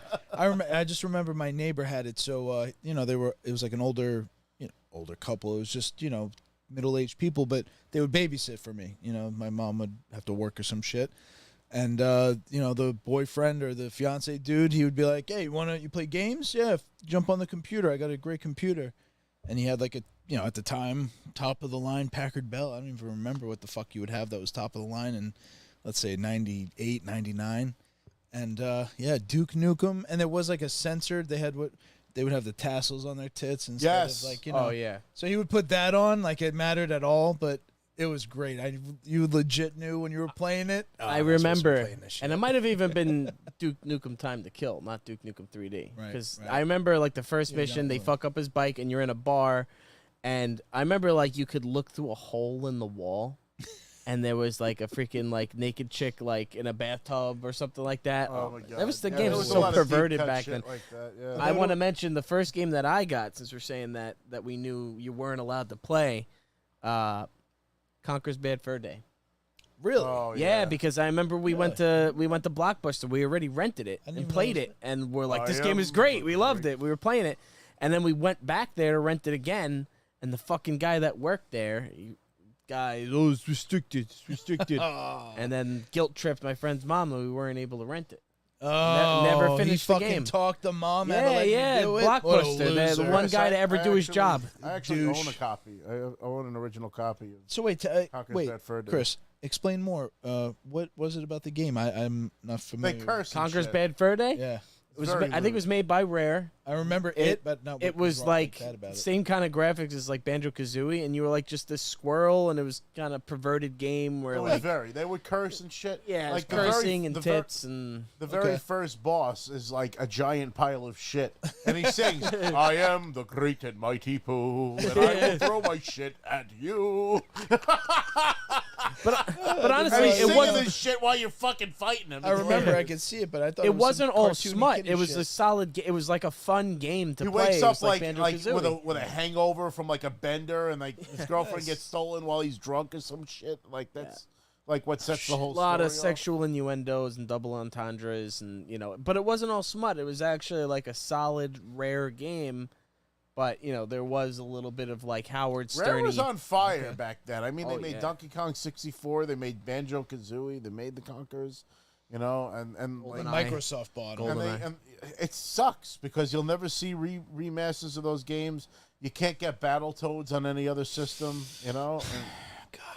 imagine a As in Battletoads PC. Double Dragon fucking game again. I can't even recite it. That's what happens with these console exclusives. Hey. A couple of things. So it's funny because it's like we're nearing the end of the show and we got all these people that tuned in at the end here. When Rob, tell them when they can tune in. What time we start this? If you want to tune in to us. I mean, don't hold your breath, but I'm just kidding. Yeah, wait, within every Friday night we go live. We talk about what's going on in our lives. What time? But typically 8:30. when we start. 8:30, 8:35. If you want to give us a little extension, Give us some because time. There's we always have some fucking technical hurdle that hits us right at 8:30, and we're sitting there with our hands up our asses, like, what are we gonna do? Yeah. Sound. But I would say between 8:30 and 8:40 every Friday night is a pretty safe bet. It's our goal. sounds pretty good. And this We try. is- We're trying. This is our excuse to get together weekly, and we really appreciate the fans and the viewership because you guys are just as much a part of the show as we are, and your inputs matter. And it's not like some of these other pompous shows where they just talk and talk and talk, and they don't give a shit what people are saying. We're Which riffing is off why- of you guys. Which is why we do a live show. We feel that it's really important for people to feel like they're part of the show. 100%. I mean, From the Dungeon is like our show fact checker now. Like anytime we're like, wait, whose name was it? What was it? It's a lot of Thank that. God we have him in the fucking comments telling us the facts. Hells is always there, right on point. Oh yeah, Hell's too. We have Tricky Ricky's always trying to make Tricky it, Rick, fucking working yeah. hard. Flyboy, we're honored to have you. He said that he watches every Friday night, and he thought Sick. he never thought that he'd miss the Long Island accent down there. Long Island. We forget that we have it until Long Island. you go Yeah, away it's from very- home. So we're sorry for our accent grates on anybody out there. We're not sorry, actually. Go no, fuck we're not yourselves. sorry. I care. Yeah, Fuck you. none of I'm us sorry. My bagels are better. Fuck you. care. Yeah, that's true. And our pizza. we, Come on now. We love you guys. Definitely tune in at that time. Yes, 8:30 to 8:35 every Friday night, live on YouTube. Hit that subscribe button, hit that notification button, so that you know exactly when we're going live. Need that I think reminder. I think we're gonna go home, Yoko. Take us home, Yoko. Thank you so much for tuning into the Break Room Podcast. This has been Vin, Chris, myself, Rob Franzese, and then, of course, our missing counterpart, Joe. He fucking phased out right before the Ahsoka Well, the Bret Hart, conversation. he went Piece of home shit. after his He just match. went right home after his match. That's what home. Fucking spit in Vince's face and went home. All right, this has been the Break Room Podcast, Noochie Boochies, and may the Force be with you.